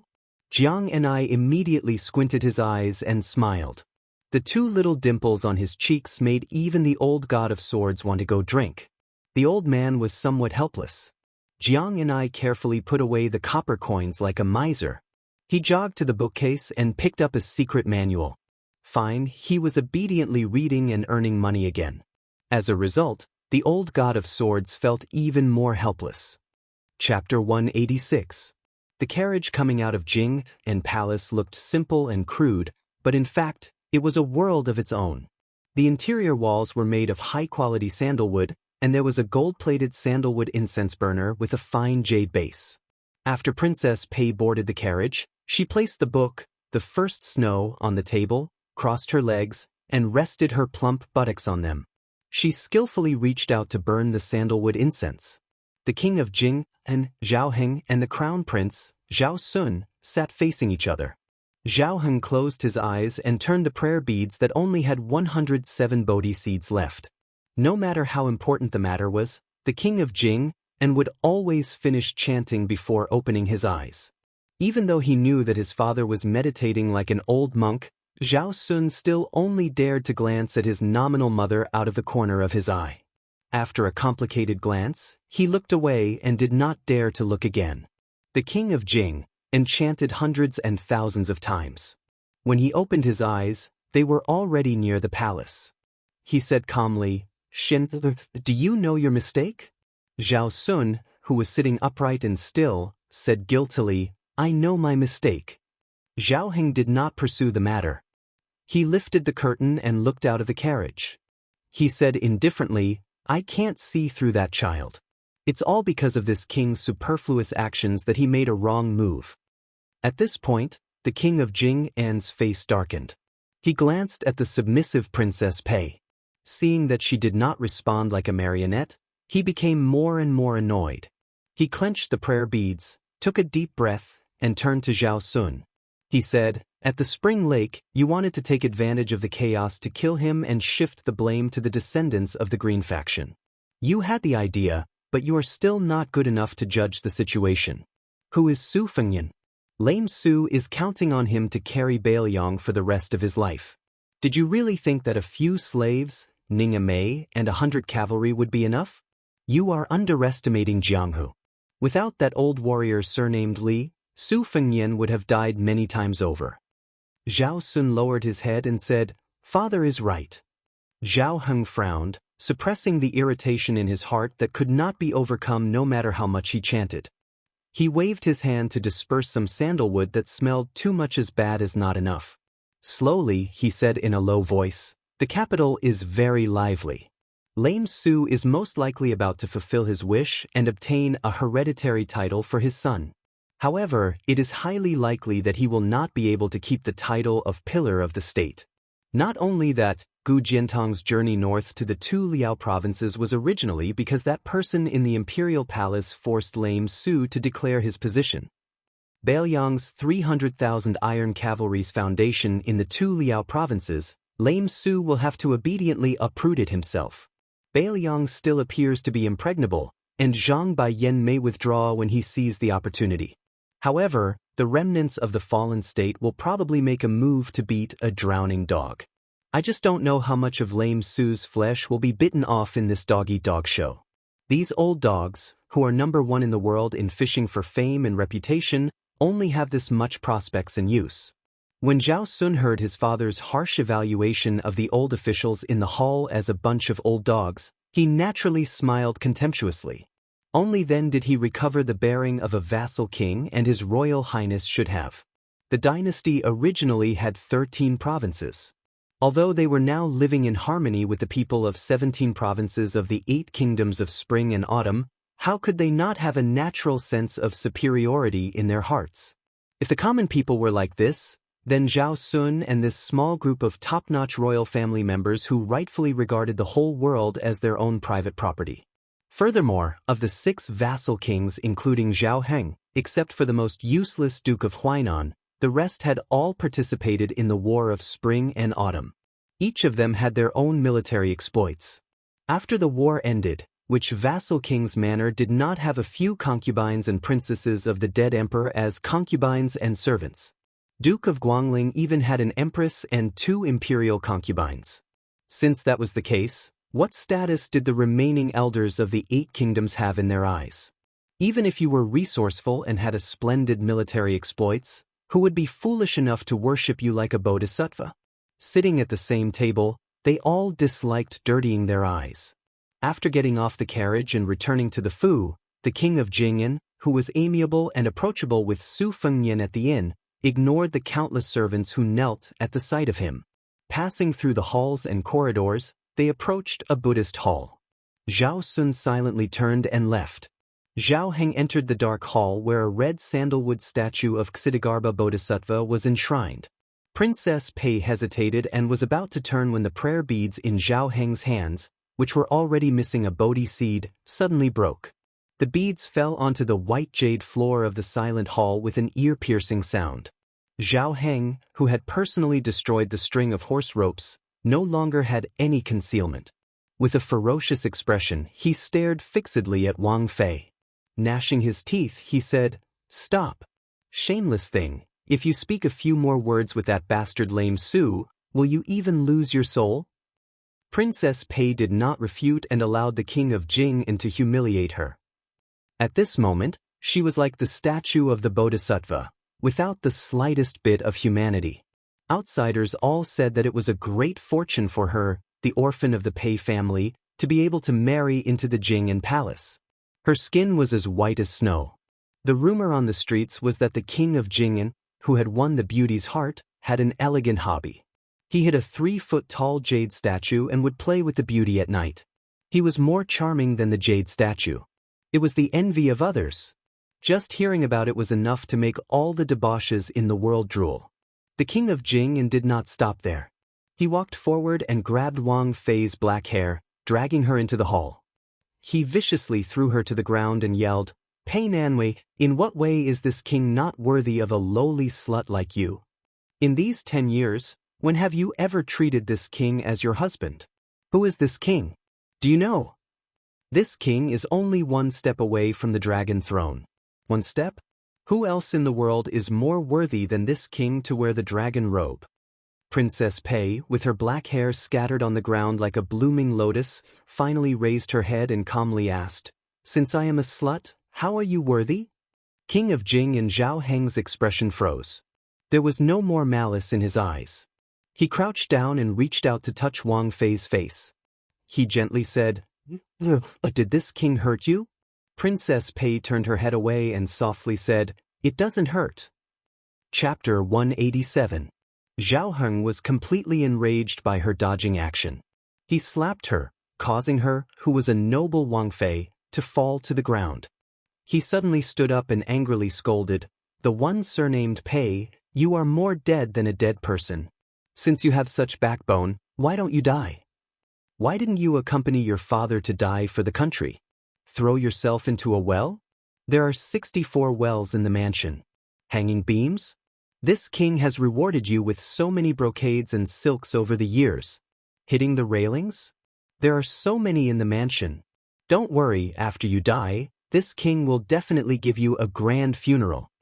Princess Pei didn't look at the ruthless king of Jing'an. She only looked mournfully at the Ksitigarbha Bodhisattva whose kasaya covered the mountains. She coldly said, "I'm afraid of death, so I married you." The king of Jing'an was filled with endless disgust. He turned his back to the woman who he hadn't seen clearly for more than 10 years and stiffly said, "Get out." Princess Pei stood up and tidied her hair and clothes. She bowed and walked out of the temple. When she crossed the threshold, she asked, "Bailiang's heir's gift, should I accept it or not?" Zhao Heng sneered, "This king is still magnanimous. Just take it. This king knows that your painting skills are superb. Just don't use the prayer beads to do obscene things after drawing that bastard's portrait. You are degrading yourself. This king doesn't see it and doesn't feel annoyed. But if you stain the prayer beads and annoy the bodhisattva, then this king's years of praying for you will be wasted." Princess Pei indifferently said, "Oh." As soon as she left, the king of Jing'an, Zhao Heng, suddenly became a different person. He was undistracted, as if he had just flipped through the extremely difficult scriptures in the house. He sat on a praying mat made of vanilla and coldly said, "Lame Su, do you really think that this king won't dare to touch your son? Hereditary title? This king has turned your 20 years of painstaking effort into a joke." Jiang and I wanted to read, so Su Fengnian reluctantly endured and listened to her read 2,000 words. Then he went to find Yu Wei and prepared to take her to Xiangfan's Diaoyu Terrace to view the scenery. There were several old Taoists from the Taoist master's mansion in the Diaoyu Terrace. Su Fengnian wanted to see if he could personally ask some news about Huang Man or at Mount Longhu. However, he was still not at ease with the letters written by that ox-nosed old Taoist Zhao Shituan. Yu Wei wore a gorgeous embroidered fur coat bought from Mount Laoshan's Qingfu satin shop. It was a typical West Chu style, which could be called a pile of red brocade. Unfortunately, in Su Fengnian's eyes, it was a bit too tight. He didn't want Yu Wei's soft breasts to be slightly exposed, but he also didn't want to not show the slightest bit of charm. Yu Wei was originally an outstanding beauty with a romantic figure, especially those two proud piles of fat on her chest. Su Fengnian was a bastard who had seen and tasted the tempting taste of Yu Wei. Yu Wei was so tightly wrapped that he even killed the chance for his imagination to roam. Fortunately, she was holding her beloved white cat, which squeezed out some of the natural color of her breasts. Su Fengnian smiled and said to himself, "I didn't raise you for nothing, Wu Mainyang." After they went out, Su Fengnian considerately asked, "Have you seen Shouyang Lake?" Yu Wei shook her head. Thus, Su Fengnian first took her to take a slight detour, passing by a white snake embankment. It seemed that the scenic spots that were related to immortals were mostly sword immortals. He had never heard of any that were related to sabers. For example, the white snake embankment was said to be a land immortal several hundred years ago who couldn't stand a white snake stirring up trouble in the lake. He angrily slashed it with his sword, and after the white snake died, its huge body became a long embankment. The white snake embankment was like this, and so was the spring immortal lake. A saber user? There was no future. Su Fengnian, who was full of self-mockery, took Yu Wei along the way, which attracted a lot of attention. Some of the scholars who were touring the lake mustered up their energy to recite poems or sing loudly, hoping to win the favor of the lady holding the cat. Unfortunately, Yu Wei completely ignored them. Su Fengnian teased, "You didn't get to wear rouge, so don't you blame me?" Yu Wei just shook her head. Su Fengnian smiled and asked, "Logically speaking, your father is the Jixia scholar of Shangyin Academy, so you should like the children of landowning households. But previously in Bailiang, I didn't hear you have a poem with any scholar?" Yu Yuwei said softly, "Because I know that those scholars who keep on saying that they don't work, don't farm, and that the emperor decrees me to sleep alone are all people who go crazy when the emperor decrees them. Those who say that they want to shock the old dragon with a sword in the sky are actually people who don't even dare to kill a chicken. What poetry can I talk to them about?" Su Fengnian nodded and said, "That's right. They can't compare to me, a vulgar guy who openly spends money to buy literature. Otherwise, why do they say that men only speak 30% of their words, and leave 70% to conquer the world?" Yu Yuwei lowered her head and didn't say anything. After slowly walking out of Shouyang Lake, Su Fengnian rode on the horse that Lu Qiantang had brought over. There were only 5 horses in total, and he didn't give Yu Yuwei a chance to ride alone. After getting on the horse, His Royal Highness hugged the beauty, and the beauty hugged the white cat. They became a beautiful sight on the street. When he rode to the city gate and went up the city tower, he found out that the old Taoist priests of Mount Longhu who were guarding the fishing tower had already left Xiangfan. It turned out that the heavenly talisman had already burned itself. No wonder the people of Xiangfan were so happy. Su Fengnian climbed up the fishing tower, and no one dared to stop him. After entering the towering city tower, Su Fengnian sized up the layout of the city while Yu Yuwei looked at the vast spring lake. Su Fengnian asked Ningame some questions about how to conduct a street battle after breaking through Xiangfan's city gate. Ningame was a clear horse battle general. After entering the Bailiang army, he mostly accumulated military merits by killing the Beimeng barbarians at the border. When the two sides fought, most of the time it was a contest of strength on the plains. As for His Royal Highness's questions about sieging the city, Ningame could only tell the surface of what he had heard from the old soldiers. Fortunately, Su Fengnian was still listening attentively, occasionally nodding his head. When he encountered something he didn't understand, he would always get to the bottom of it. Ningame, who was a dabbler in street battles, couldn't help but stare at His Royal Highness.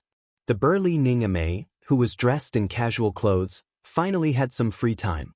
Seeing His Royal Highness stop and gaze into the distance, he asked carefully, "Your Highness, why are you asking about these things? There's no chance of sieging a city on the Bailiang border."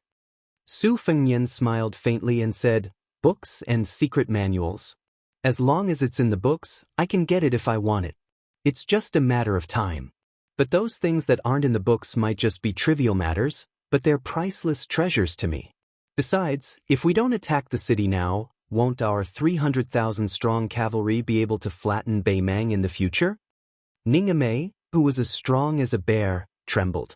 Su Fengnian turned his head and asked, "General Ning, has Jing and Palace accepted the sandalwood box I asked you to deliver?" Ningame nodded and said, "It's been accepted." Su Fengnian gazed at the faraway Jing and Palace in the city and muttered, "It doesn't matter if you see through me. Aren't you the most irreconcilable person in the world with that person in the capital?" Chapter 188. There was a temple that had been closed for 1,000 years. No matter if it was an emperor or a commoner who came to burn incense, it was never opened.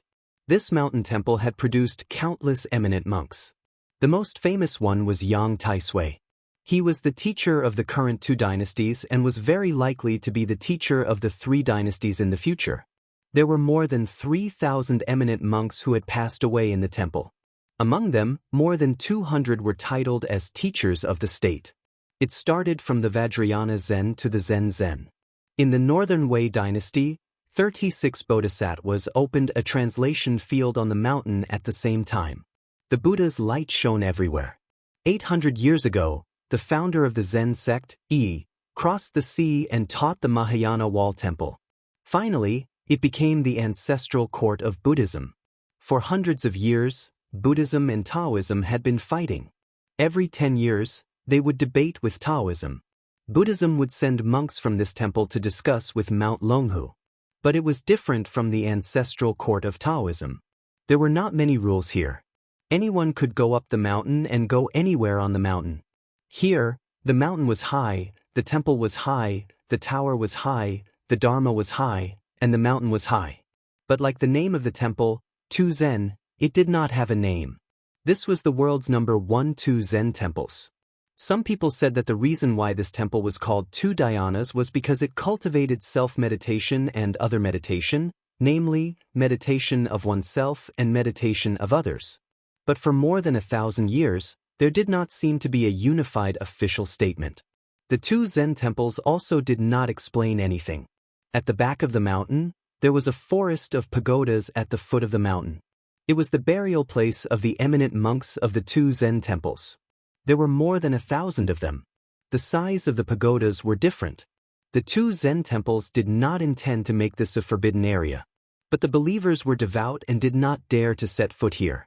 Over time, very few people came here to observe. There was 1,000 Buddha hall at the edge of the forest of pagodas. The walls were painted with hundreds of meters long fist manuals. There were 108 potholes on the floor. It was said that they were the footprints of Luohan. Thousands of people came to see thousands of fists. Therefore, it was praised that the world's fists were called Tu Zen. On the east side of the 10,000 Buddha hall, there was a small outhouse where a nameless white-robed monk lived all year round. If it wasn't for the fact that the bald man was wearing a kasaya, he wouldn't have looked like a monk at all. Not only did this white-robed middle-aged monk drink and eat meat, the most outrageous thing was that he had a wife. He even had a daughter who grew up in the temple. No matter how one looked at him, he was a middle-aged drunkard monk with evil deeds. Fortunately, apart from his unruly lifestyle, he did not make enemies with others. He only took in a good-tempered little disciple. In addition, his daughter was lively and liked to climb up and down the mountain. It was said that the oldest abbot in the temple liked this child very much. The white-robed monk inadvertently got into trouble several times and was chased and punished by the old-fashioned senior monks in the commandment yard.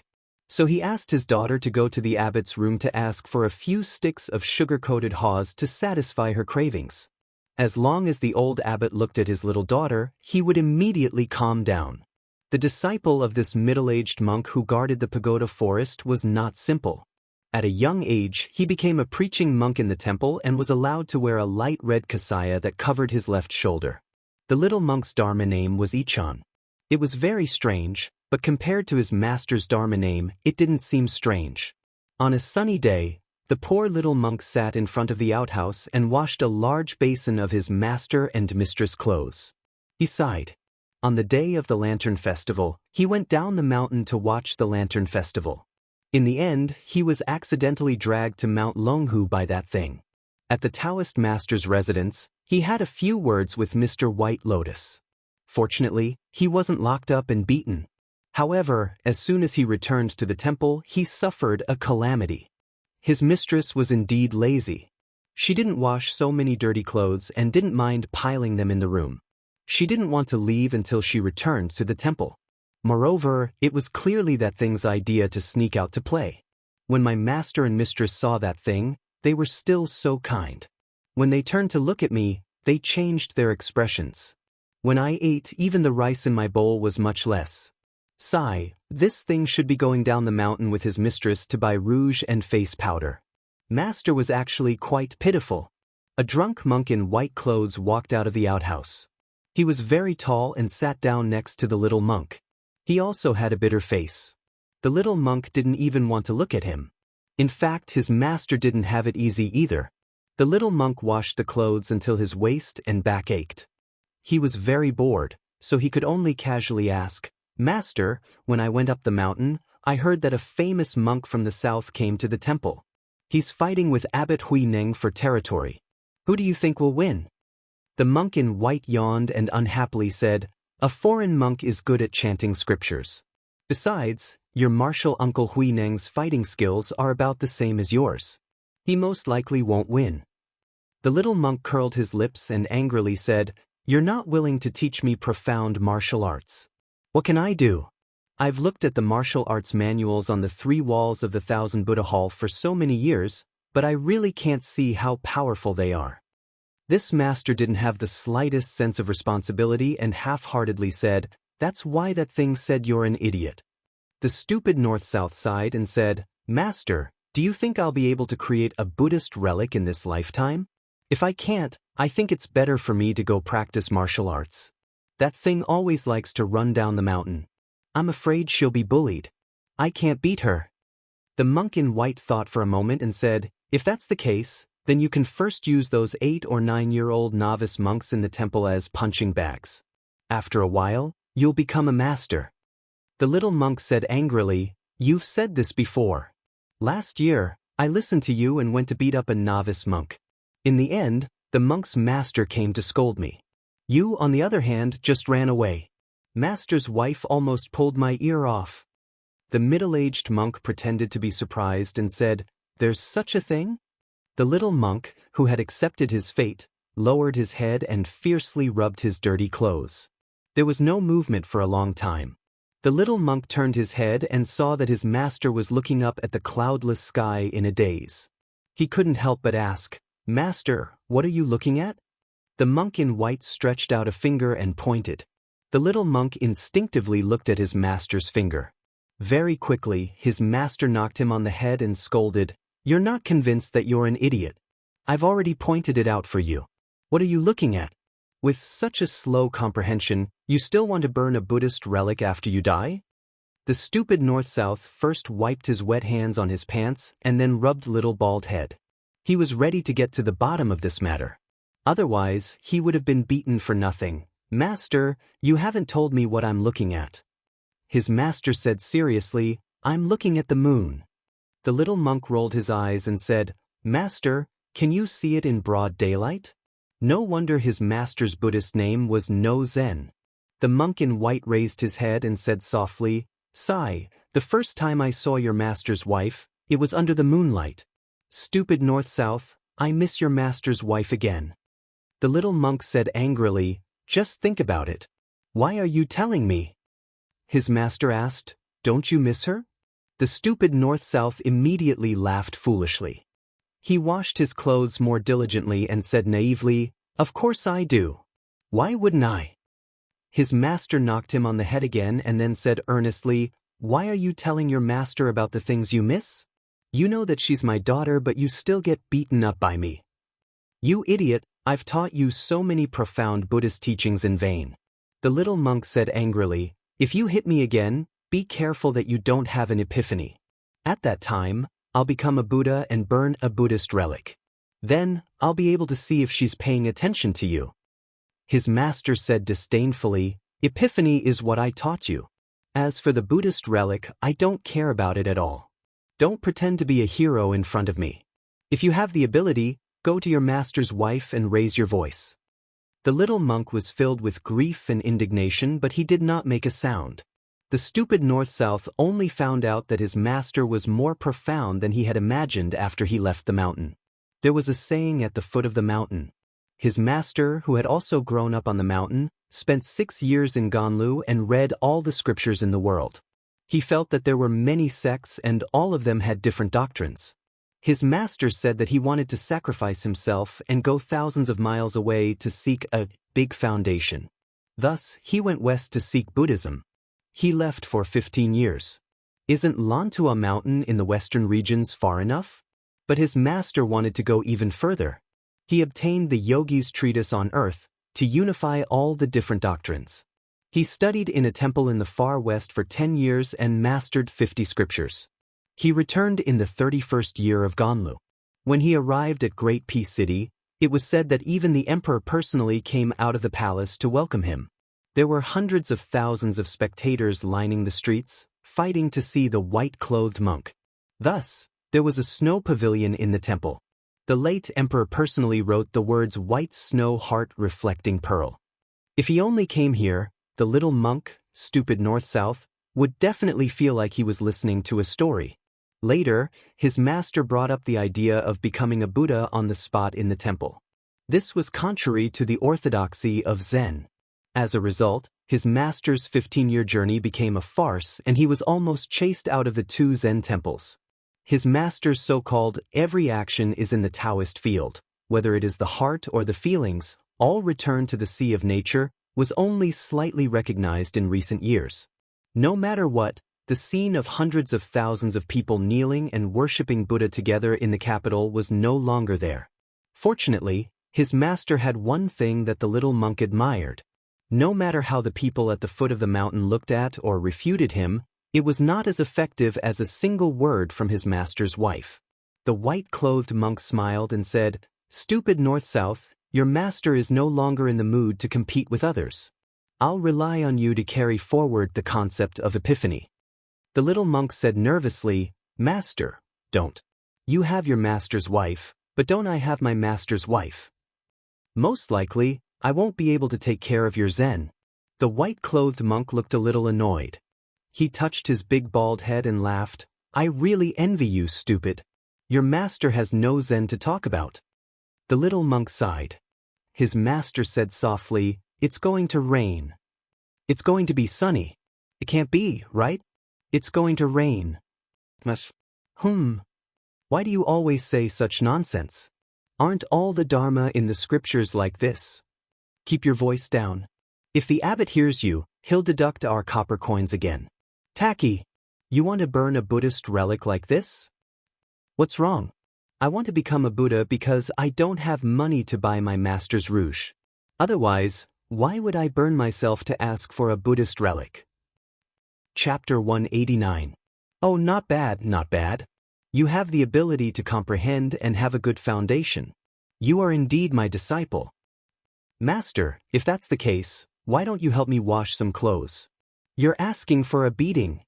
Huding County in Gangnam-do was not famous for its plump lotus peony, but for a dissolute widow with the surname Su.